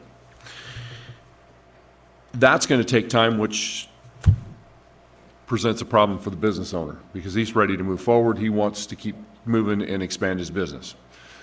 Potentially what we could do here is grant a variance for, as you were talking about, Scott, on that 22 acres back there, spreading them out single, and then in the interim be working on this code change. It would not hinder the business owner. At the same time, this variance would be issued so that he can keep moving forward, but we don't really set a precedence in as far as stacking goes until we address that in a code, in a code discussion. I respect that. My thoughts, though, were actually to let them stack in that area and keep it consolidated. Because I don't think spreading them out in single file over 22 acres is any better aesthetically. So that's just my thoughts. Yeah, and so I'm not going to argue that. I agree with you right there. I think what we're trying to do is walk the fine line between what council's saying and what the business owner is trying to do. If we grant the variance for the stacking and it doesn't become code compliant, or we change the codes, now we've opened a door for anybody along there to be able to do the exact same thing, even though codes haven't been changed to allow it, correct? The variance would, yeah. Right. So I guess what I would recommend is that if you make your variance, I guess, more limited than what the code ends up being, the code will end up controlling. So that, say whatever you allow in the code, if the variance was less than that, he will then be able to go up to the code. If you grant a variance for more than what you end up deciding in the code, the variance will still control, and he'll be able to do whatever the variance said. Because the variance can be property specific. Because the variance is property specific. Can I make a comment? So, Irvin and I talked about this a little bit while you guys were doing some of your other business, and we would not be stacking them unless we had to. And it's just because they're 40-foot containers with a forklift to get around, it's, it just makes more sense. And the structures, we own all the property that you're seeing there.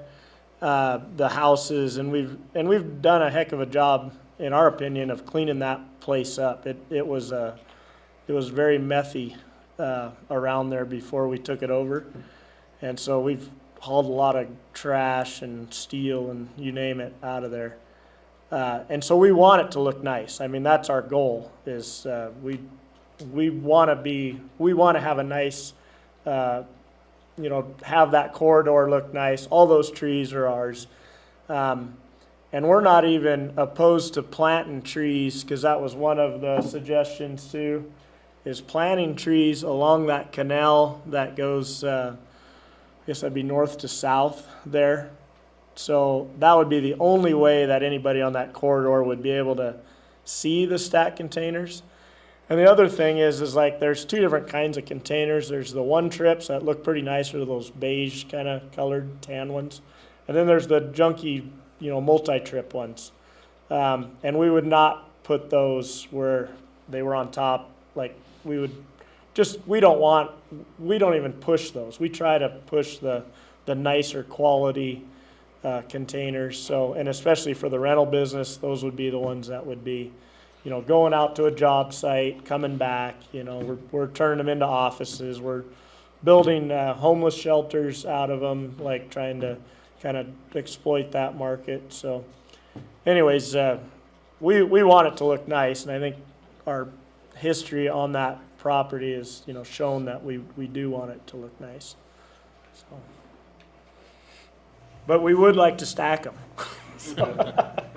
Commissioner Hyde? So, Mr. Chairman, Mark Hyde for the record. I was concerned about the stacking because you can see that because there's no trees. That's when you're coming down the highway into Fallon.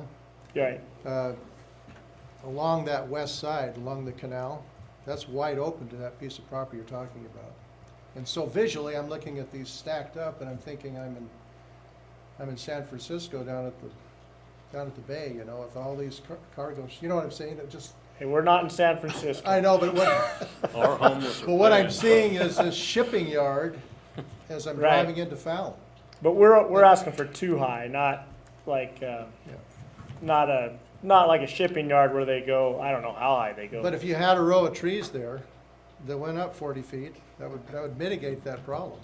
Yeah, it wouldn't happen overnight. But we to can't buy say, 40 footers. But. My friends here are saying you won't be able to see it. You do. That's wide open, so you will be able to see it. Right. I go by there every day. So it's almost like I'm a rancher, and I just bought a telehandler so I can stack my hay higher and higher, so I get less and less rain damage. I can fit more in my barn. I get it. Stacking just makes sense. It makes sense for everything. I think the balance here is that what are we doing in this corridor, this gateway corridor, to make it look appealing? And how can we screen that properly? So.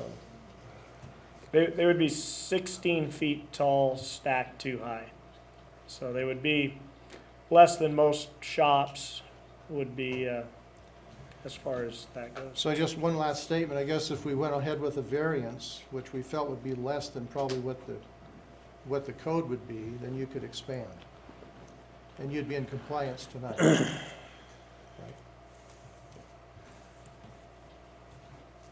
Mr. Chair, Chris Ross for the record. And then to add on to that, if the code was less than what the variance allowed, at that point, the variance has been grandfathered in and is a non-conforming, and he would still be able to use or however many, whatever the requirements are of the variance, regardless of how they may contradict the new code.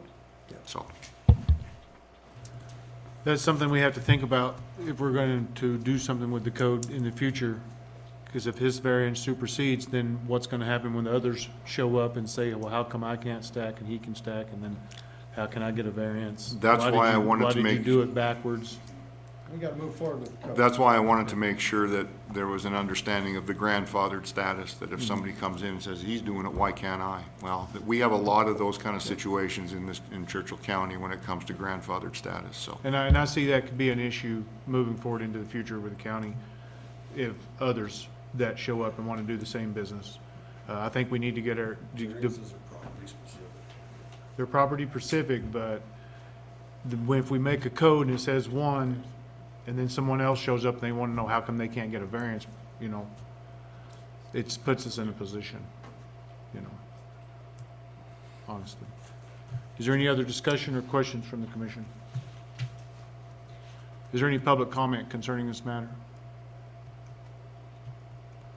None heard. Ask the commission to make a motion for approval or denial. Mr. Chair, Dean Patterson for the records. I'd like to ask council whether, because the decisions of one affect the other, would it be better to postpone the motion until we get through the other one too? Just a question.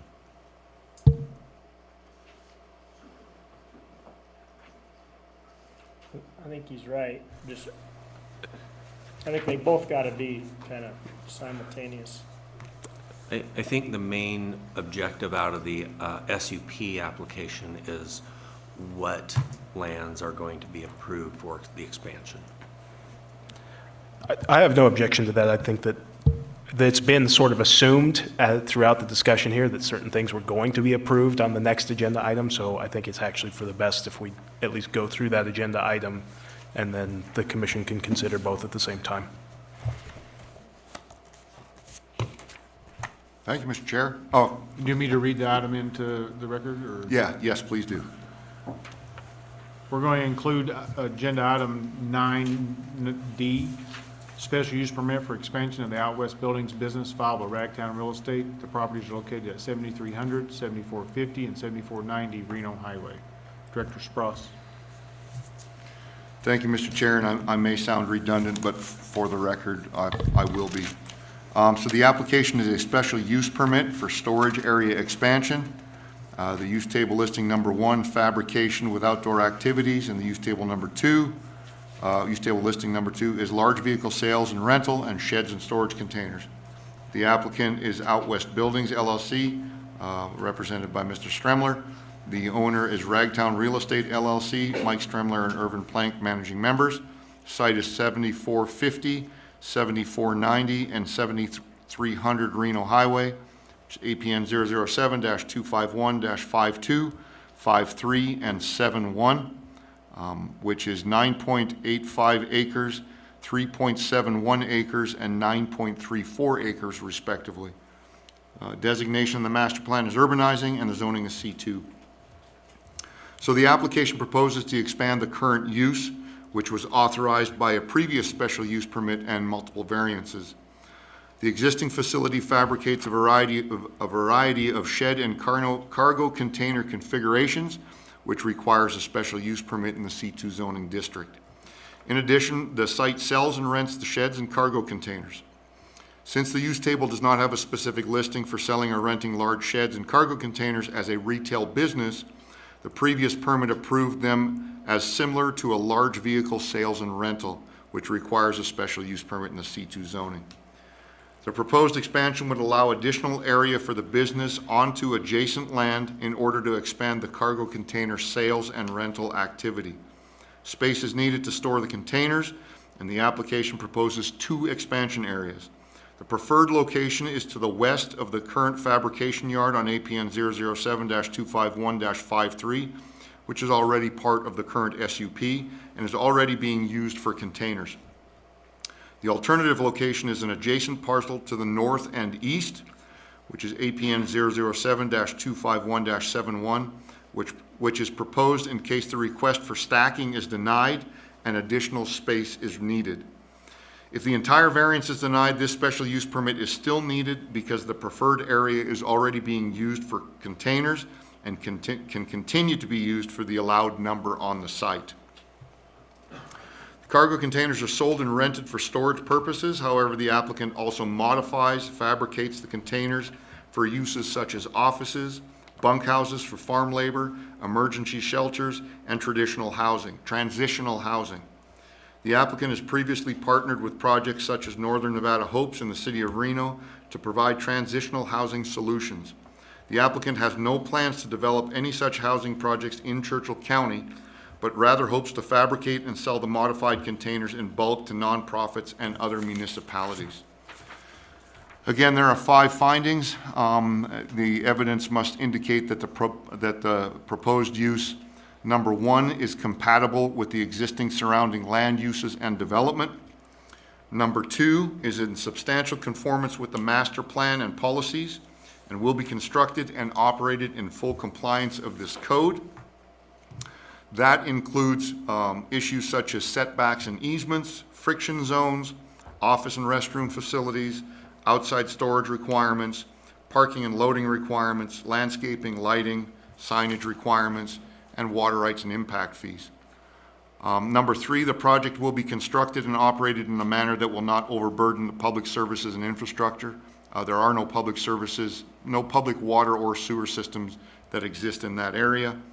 Number 4, that this adequately mitigates road and traffic impacts generated by the construction and build-out of the project.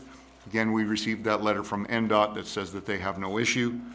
And number 5, does not create adverse environmental impacts, including but not limited to noise, glare, fumes, and odor that may be detrimental either to public health, public safety, or general welfare of the persons or property in the vicinity, or the wildlife and or natural resources.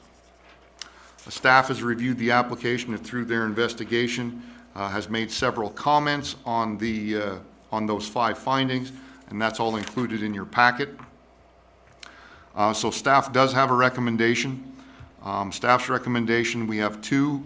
One is the approval of the preferred location regardless of the variance decision, and the other is the approval of the alternate location depending on the variance decision. There are some criteria that are associated with those approvals. Number 1, this permit is subject to an annual renewal to confirm compliance with the conditions until such a time as the Planning Commission determines that it is no longer necessary.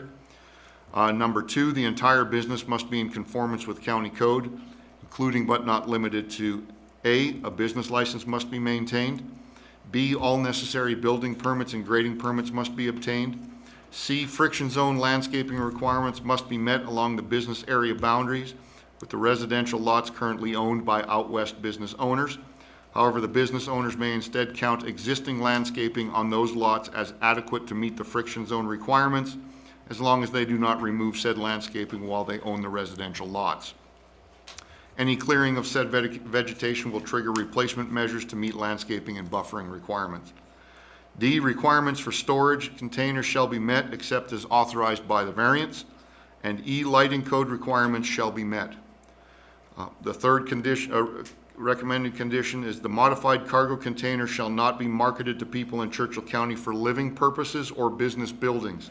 Doing so may be grounds for the review or revocation of the special use permit. 4, operation of the business shall be conducted in a manner that does not create a nuisance, whether public or private, under Nevada law or Churchill County code. And finally, all state and or federal permits required for this type of business shall be obtained and maintained. With that, I've already answered a lot of questions, but I'm sure we're willing to answer any more that you may have on the special use permit. Does the applicant have anything they'd like to speak to on that item? No, I think we've probably covered a lot of it already, so our position is we'd like to be able to stack them, we'd plant the trees for the corridor. We did put a bridge across the canal, I think it's got a name, the number something canal.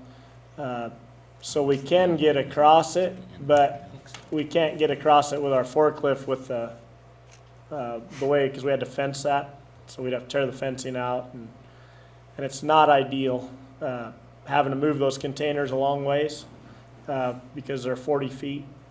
It's not ideal to move them very far. So it's nice to take them off the truck, put them there, leave them, put them back on a truck, ship them out. Mr. Chairman, Jeff Goings for the record. I have a question of maybe planning, legal. This code change that you've spoken of, Joe, is that something that has to be applied for by an individual, or is that something that is applied for by, is that just something that, I'm trying to figure out how it gets It's applied for by started. you. If you tell us right now that you want us to work on that, we'll start working on that. Because see, again, what I'm seeing here is I'm seeing that if we could, I think we can almost kill two birds with one stone here. Get him started, get him moving forward with a variance. At the same time, start the code change so that, again, later on down the road, we're not having to individually attack different variances along the way. With that code change, my next question would be, is that something that could, the tree or blocking or screening could be added to that code at that time, correct? Or is that something that would have to be? That would probably be actually a separate piece of the code. I mean, they can be done at the same time, but they would be separate pieces of the code. Mr. Chair, Chris Ross for the record. I think because that particular type of landscaping is going to be very site-specific, and so I think it would be very difficult to write I mean, I guess you could write a code that is very broad, but it's very site-specific, as we've kind of seen on this one here. So it's certainly something that we can look at, and again, not as part of this action, but at any time after this meeting, you tell us that this is what you want us to proceed with, we will proceed with doing the research for the code amendment.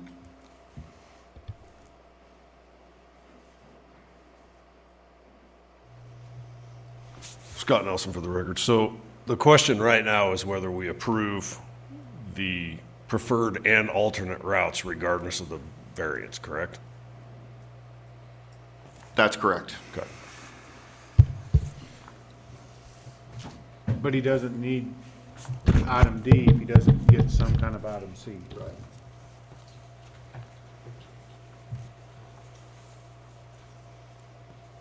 If we approve item C with no stacking, that gets him started, that gets him in compliance, that gives us time to work on a code, and maybe the code ends up that you can stack them, and you can stack so many, you know, once we figure that out.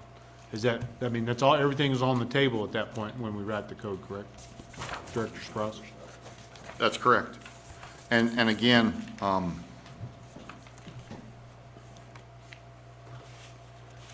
so again, this is kind of odd because we're taking two items and kind of commingling them. But this recommendation is approval of the preferred location and the alternate location. The variance decision at that point in time will, I mean, you can approve both at this point in time, and then the variance decision will kind of dictate what can be done on one or both of those properties. If you decide that stacking is not allowed and you've approved both of these locations, then Mr. Stremler can go ahead and use both locations without stacking. If you don't approve one of these things, that is going to hamper how he can operate based on the variance decision.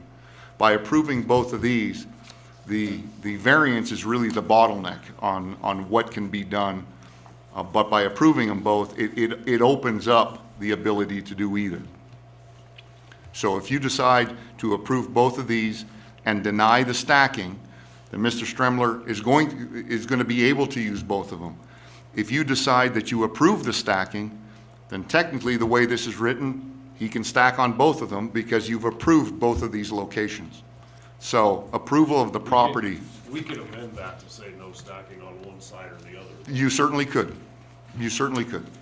And if we grant the variance today to single stack, and then the code comes out and the code says it can double stack, then he can get grant, or.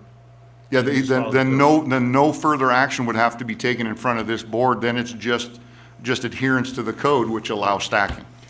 See, and I think stacking is a site-specific. I don't think you can approve that in the code as a point blank everywhere.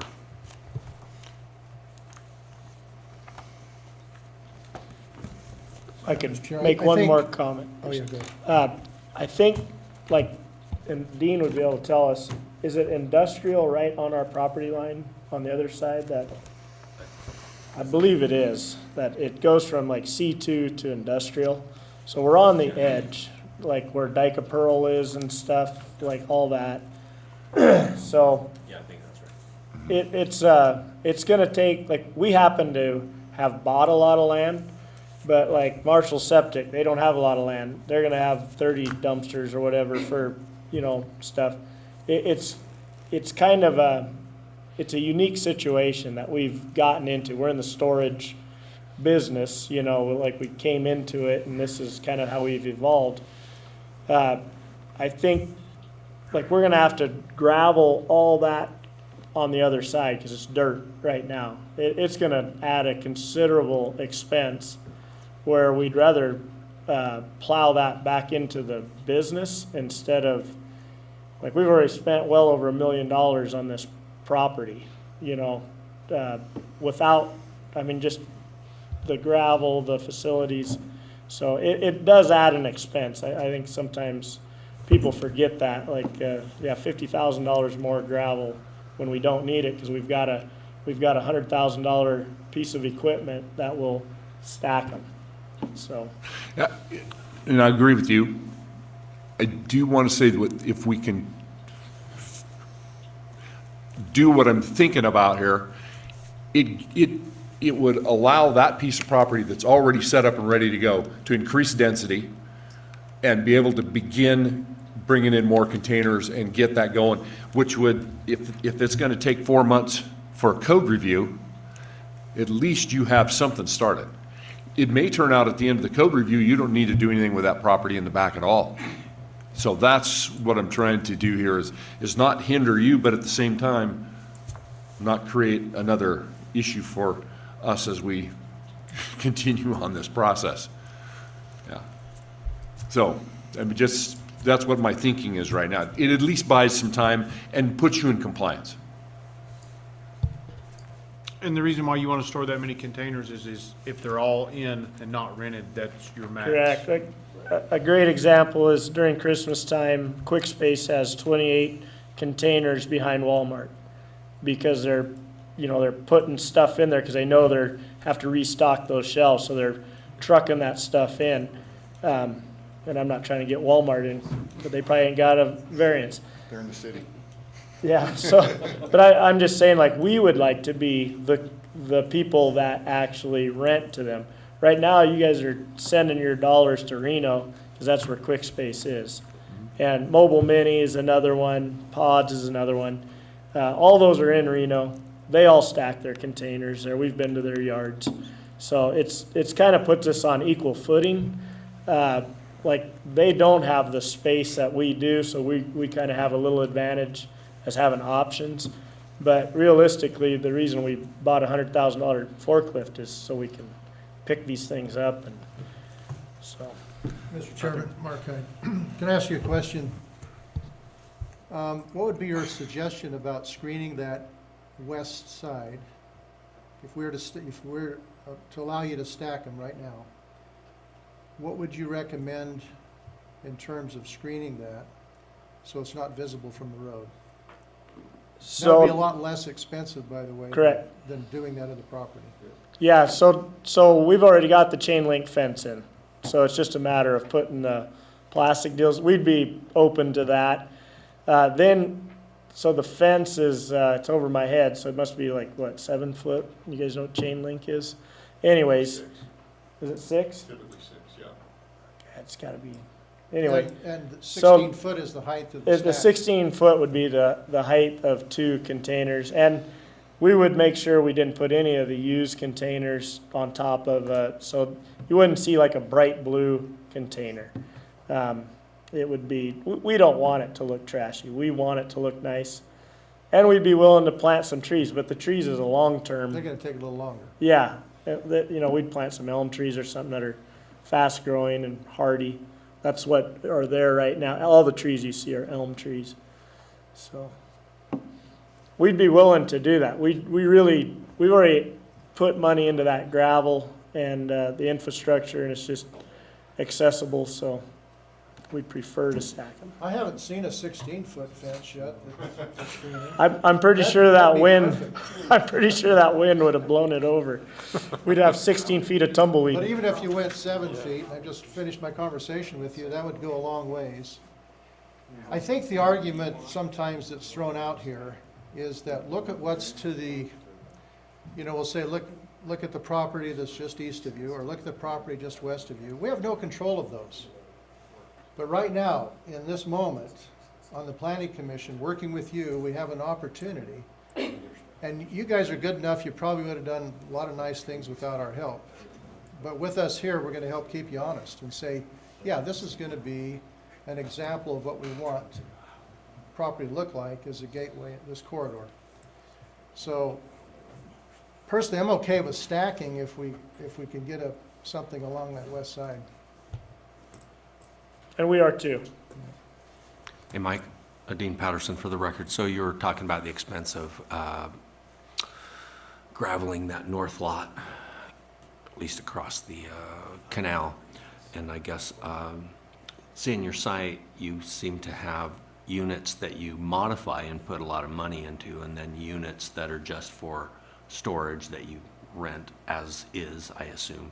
Mm-hmm. And so you might, if it's acceptable, you might just leave that lot dirt and then use the unit for the units that don't need any modifications, and you can, And it that- might be a way to save some money. And we could do that probably 9 months of the year, but it's when it freezes and the thaw comes out, Yeah. you're stuck Yeah. out there. It's You're mud. probably right. Then you're Yeah. tracking mud everywhere. And you create dust issues as well in the summertime Right. when the wind blows through there. So, and that's right along the highway. It's blowing in the other direction, but it'll still create a lot of dust with that forklift running back and forth.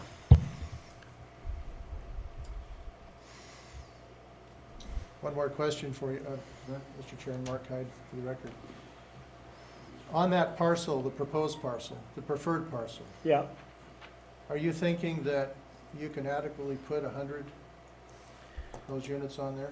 I think we can, because we don't have to get to, like, if we stacked them too high and then, like, too deep, we don't always have to get to those back ones until we absolutely have to get to them.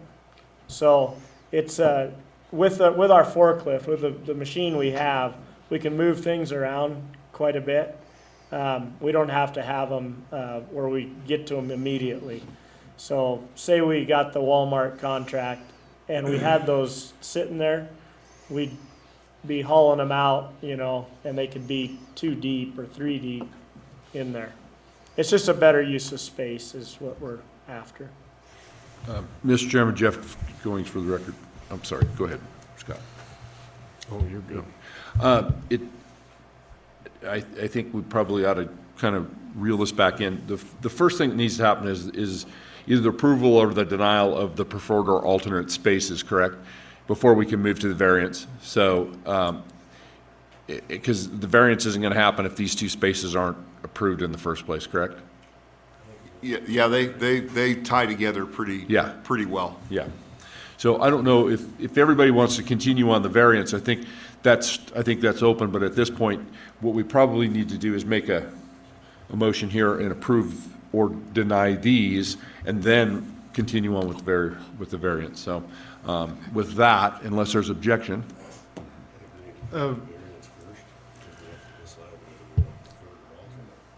Well, I think we can do both. What's that? So I'll just say this can be 2 different motions. I would recommend that you have a decision on how you want to go as a whole and then make the motion separately. So for example, if you want to do the allowance of stacking on the preferred parcel, you could say, I plan to do a motion to do that, and therefore the first motion is. And then you'll have an idea of where you want to go. And to add on to what Joe's saying, I mean, you can, unless Joe corrects me, I think you can talk through what you decide for which parcels you want to approve, and then talk through and decide what variances you want to approve, and then make the motions. Is that accurate, Joe? That's correct. Okay. Just one housekeeping, Commissioner Bugner, you recuse yourself from item C. Do you need to recuse yourself from item D? Correct. Okay. Commissioner Bunyer has been recused from items C and D. The discussion can continue. How I'm ready do to we make want a- to, how I'm do we ready to want make to a start motion. that? So we're ready to make a motion of some type. I am, anyway. All right, so do we want to talk about it, make sure how we seeing it together, or? We can, my motion. How would it go down? I would like to make a motion that we grant the preferred location with the variance to stack, but not give the alternate location with the variance to stack. So the preferred location, variance to stack, the alternate location would stay as is. Does that make sense, Mike? Yeah. And the alternate location is still approved. It will still be approved also. Do you need the alternate location approved if you get the primary? 'Cause I don't know that we would need to be stacking them on both, that's for sure. I don't want to stack them on both, but it would be nice, since we're here tonight, and I don't think any of us want to revisit this, to be able to use that property, since we do own it. If we had to, for some crazy reason, overflow or whatever, that would be nice. But yeah, not stacking them there. And I think the screening, we'd be willing to screen, we'd be willing to plant a row of trees through there. And that would be something I would add to the conditions, is that the screening has to go in and we've got to put some trees down that west side. Yeah, we're all for that. And just, this is Chris Ross for the record, just remember, there's an understanding that it can't exceed, if you approve the variance, it can't exceed 92, which is what is the condition of the variance. So, however, Mr. Stremler decides to move that around, if both of those are approved, that would be up to him. But it sounds like the preferred parcel is the one that he really wants to use, as long as they're stacking allowed. In my opinion, then we need to approve both of these and then approve the variance for the preferred parcel with a double stack. Do two motions. That's what I think, two motions? Yeah. So I think what I'm gonna do, I'm gonna start with this motion here, which is the approval of the two parcels. And then once that's done, then we can figure out what we're gonna do with the variance on the two parcels, correct? Mr. Chair, something was just brought to my attention. The 92 containers that are allowed is 4 per acre, which means it includes the area up at the top. Now, if he chooses not to use it, that's fine, but for the calculation, the 92 is encompassing all 3 of those parcels. So, thank you. So, Mr. Chairman, Jeff Goings for the record. Based on the information provided in the application, the staff report, and heard tonight, I move to find that the criteria found in CCC 16.08.080H have been met, and therefore approve the special use permit for the storage area expansion of out west buildings on APNs 007251-53 and 71. This approval is subject to the conditions as listed in the staff report.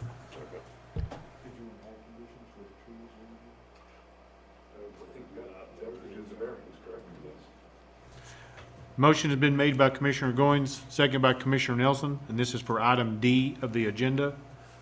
All those in favor? Aye. Aye. Those opposed? Motion carries 5-0.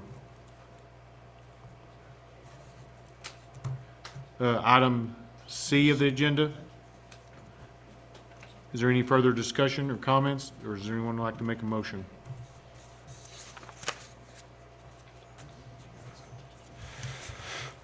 You good for a motion, Chairman? Yes. Mr. Chair, Scott Nelson for the record.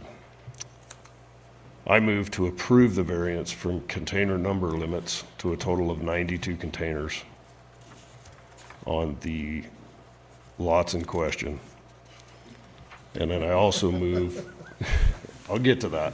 I also move to approve the variance to stack containers on APN 007-25153. The number limits can be increased on APN 007-25153 and 71, but there will be no stacking on 71. This approval is subject to conditions as listed in the staff report.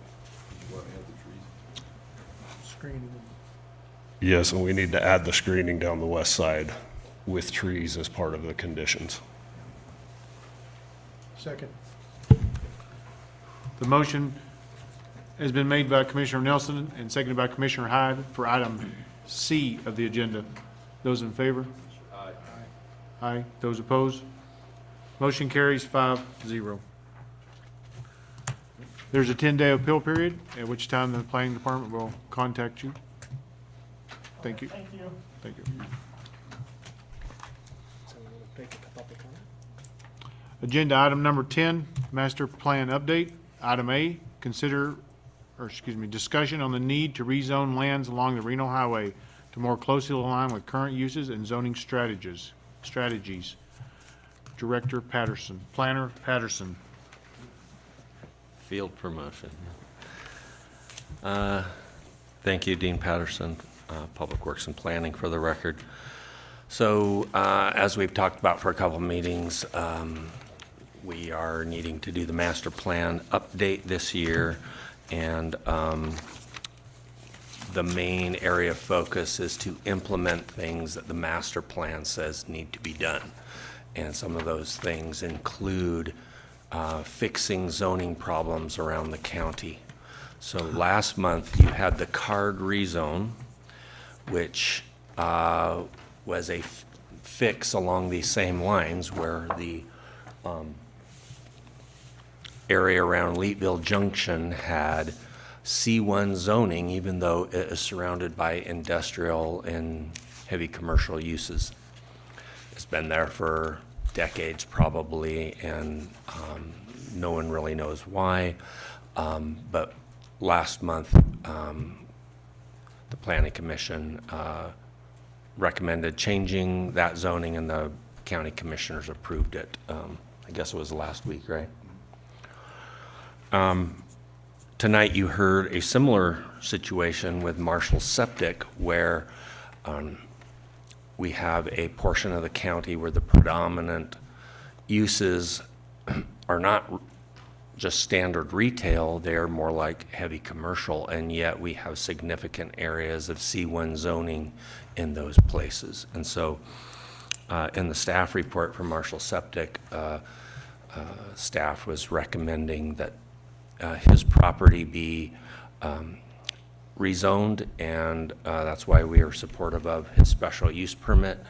At the time he came in, we suggested he submit the rezone himself, but after recent developments, it might be better for the Planning Commission to undertake a rezone application. Now, whether this can go the speed for, as Mr. Marshall needs it to, is another question, in which case, if he needs it to go faster, then he might want to go ahead and submit his rezone application on his own. But as you can see, there's problems of rezoning all along the Reno Highway. So I prepared this document that you have up on the screen. And I guess we can go through it, and basically what I'm looking for is some direction on whether this is something you are wanting to tackle and have staff move forward on it. So in the last 7 years, I've seen a number of rezones in my time here, and the majority of them are people along the Reno Highway, and you see an overview of the commercial strip there. People wanting to get out of commercial because it's screwing them up. They are usually trying to, sorry, that's a technical planning term, but are usually trying to refinance property, and they can't get financing because their property's commercial and they have a house in the commercial zone. There's a handful of other instances where people are trying to change their zoning for a different reason. So I've gone through the strip of commercial zoning from the city of Fallon out to Leetville Junction, and I've tried to describe some of the changes I would recommend here. Doesn't mean that that's exactly how it would come out if we did move forward with this project. But I'll just kind of cruise through these pages and describe some of the things that are going on. There's a number of symbols used on the following pages that are zoomed in port segments of the Reno Highway. And then each of the symbols has a color to correspond with what the change should be similar to. So for example, if it's a red star, it's highlighting a parcel that I would recommend change to the red zoning, or orange star for orange zoning. So the orange is C1 and the red is C2. So on this first map, you can see that the overall focus is on C1 zoning. This is the main retail corridor near the city limit, so it makes sense to have your retail zoning, C1, near the city. On the other hand, what you see close to town or even embedded within town are C2 heavy commercial, or even there's a industrial zone right there. And so you can see some of the recommendations to mainly turn it into, convert it into retail commercial. So the strip, for example, of red along the north side of the highway across, yeah, I think it's across from Walmart or very close. Those are office, mostly office buildings. I think Paul Picote's project is in there too. And so, you know, there's no reason for that to be heavy commercial. It really should be C1. The industrial property has to do with, Chris, what is it? Isn't it an asphalt plant or something? No. Isn't it? What's allowed in C2? Yeah, it's over by Regan Place. Oh, the concrete plant. Concrete plant, yeah. The That's old something, Mackinnon concrete plant. I mean, it's industrial, but it could also be allowed in C2, so that would be appropriate to change there. Some areas south of Walmart, there's an area of R2 zoning, yet it's already developed as single-family residential. So, you know, we need to think about whether it's appropriate to just change it to be single-family residential, or is there a real reason for it to be R2, which is duplexes, triplexes, and fourplexes. Further out on this sheet is the large farming area. It comes up right to the highway, and yet it's a conservation easement. It will always be farming, but for some reason it's zoned C1. So there's some, you know, places to see where these large parcels, whether it still makes sense for the commercial zoning when there has been farming there for 100 years and will probably continue to be farming. On the next page, yes. On the next page, we recommend overall a focus on C2 zoning in the corridor, but for the Soda Lake retail commercial note, let it be focused on C1. If you look around at that intersection, you see the nearby uses really are retail uses, so it kind of makes sense there. But on this page, you'll also see on the right-hand side is the curve, and Marshall Septic is near that point. And so those lands westward really are more appropriate to be C2, the red zoning.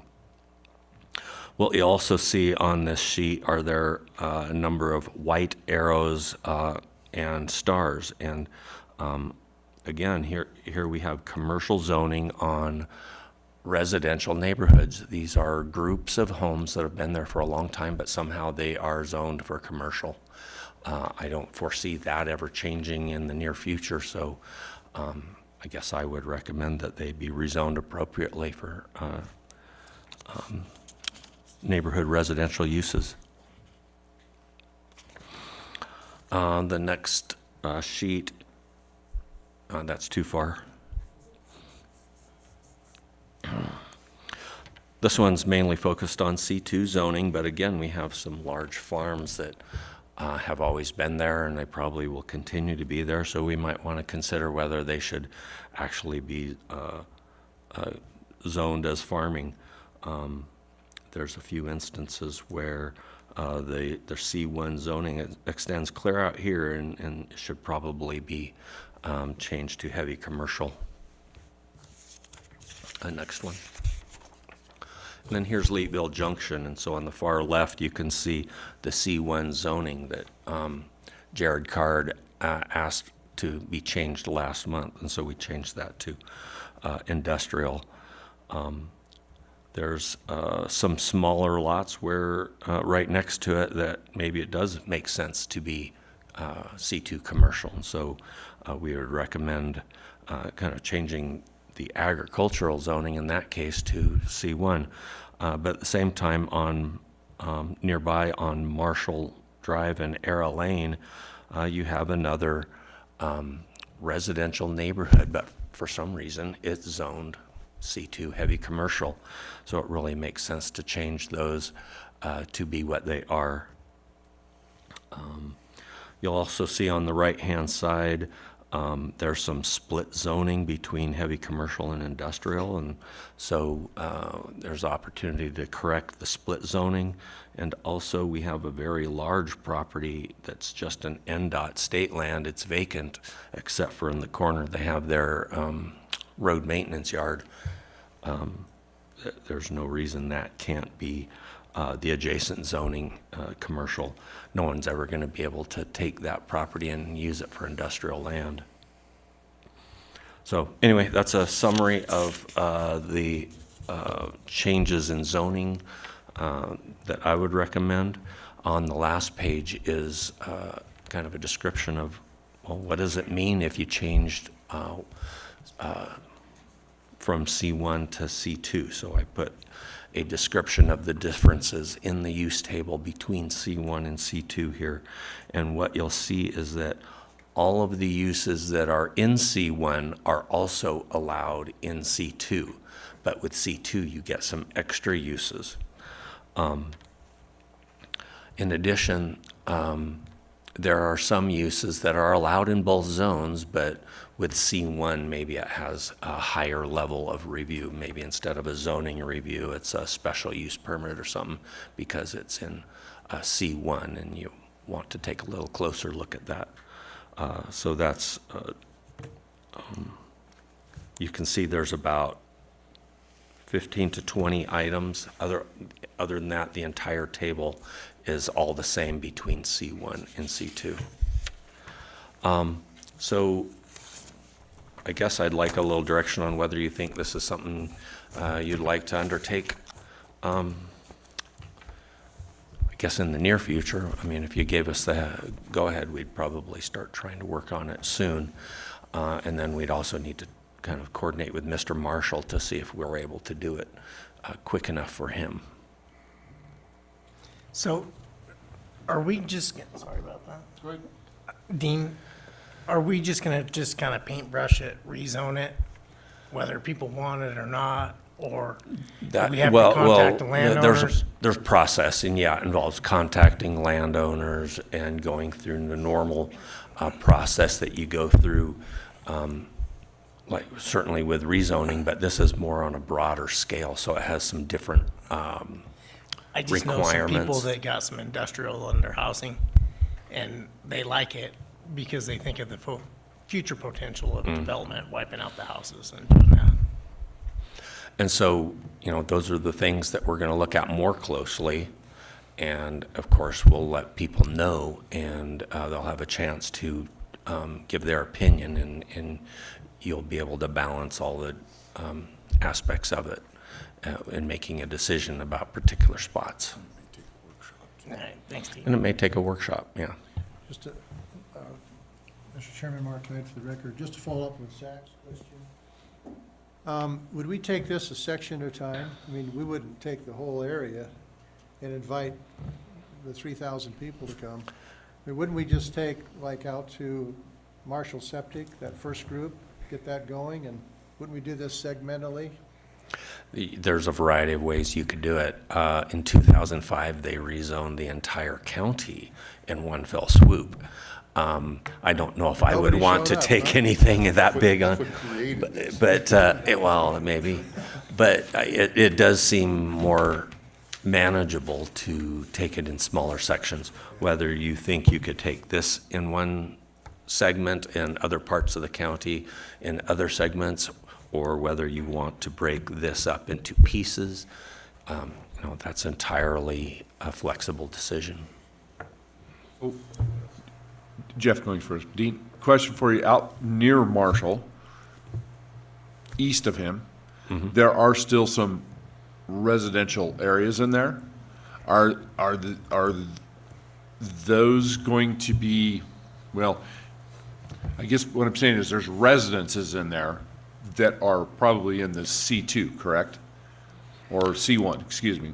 Yeah, in that location, it'd be C1. They're C1. And there's some apartments in there Exactly. too. Yeah. So, I mean, you almost think we're going to have to kind of go in segment, because those people are going to have to be, at least have their, opinion, or, whether they want their property to be that way. Just like you said, if they can't refinance or whatever, we don't want to hinder that either. So I'm just wondering if you do this in segments like we're talking about, at least we'd be able to move forward a little quicker probably, especially in some of those difficult areas. So. Yeah, I'm open to different ideas. And Chris Sprouse for the record. So there's an understanding as we go through this, we certainly don't want to take somebody that is in conformance and by rezoning, make them non-conformance and now tie their hands on any expansion they may want to do down the road. So that would all be part of the study and the investigation that gets done. And whether that piece of property is subject to rezoning because of that potential. So that would all be done within the department to give you guys, the best information that we can, and conversations with property owners and things like that, so. Chris, do you guys agree with creating like a critical path schedule and saying, hey, we're going to focus on this mile, the next mile, or do you guys think you want to take the whole thing on at one time? I haven't been able to spend a lot of time on all the nitty-gritty details, partly just because I have too many other things to do, and partly because I didn't know if you folks were even interested in doing this. And so, a lot of that needs to be worked out, whether it might be better to do smaller segments or the bigger idea. I don't know yet. Well, then this would have to be approved by the county commissioners too, correct? So this can be a drawn out process. I mean, just from a workshop, no one coming to us, then going to them. And so would it be better, like in Marshall's instance, to go ahead and apply for his own zoning change? I mean, now, so we can get to us and then get to, and do kind of a need buy as we work on this in the background. Good idea.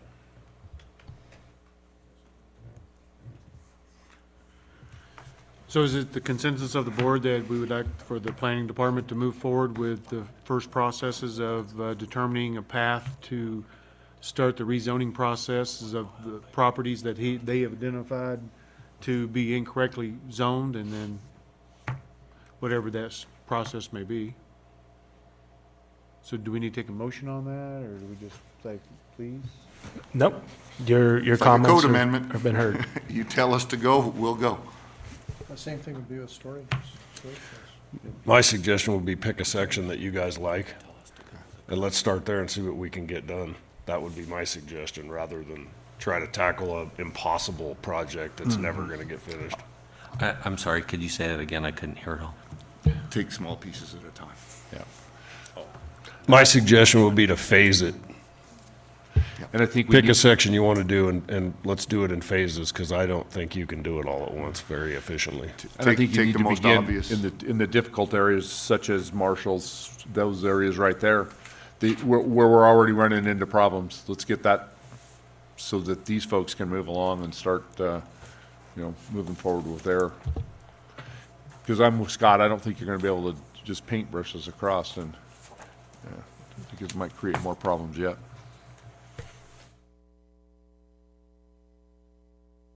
Mr. Chairman, Mark Hyde for the record. One more question, and this would be on the containers. Do we need to give direction to that too? That needs to be more robust of a code.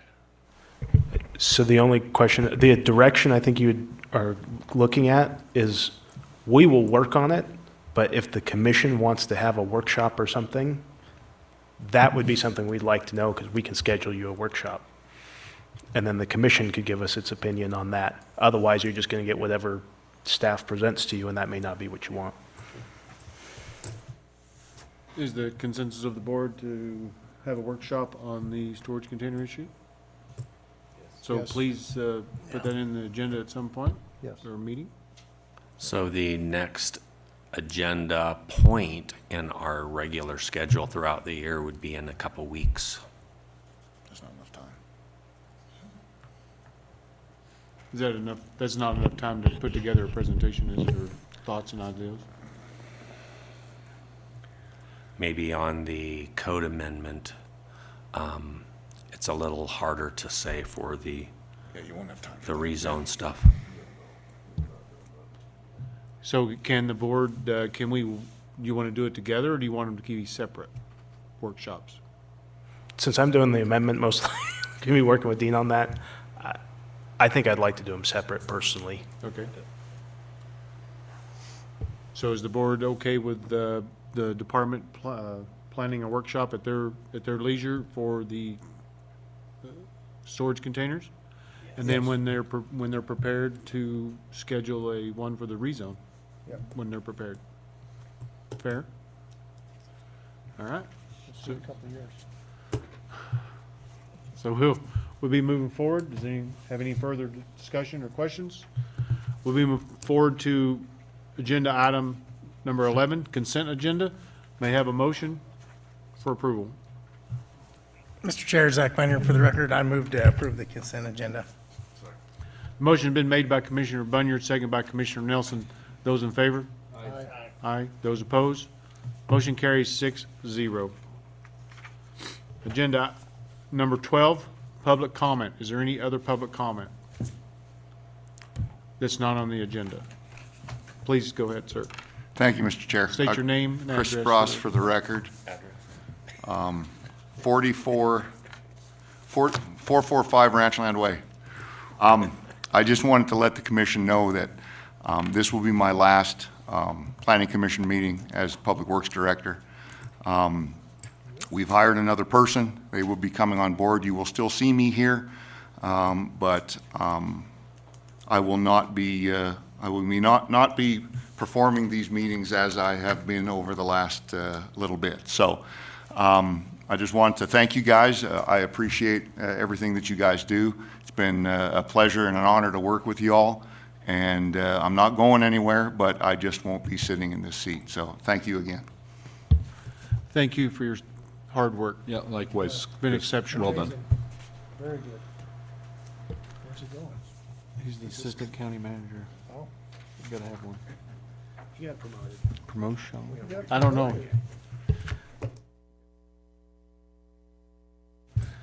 Agenda item 13, adjournment. Meeting is adjourned, 9:29 PM. It doesn't Thank take a you. vote either.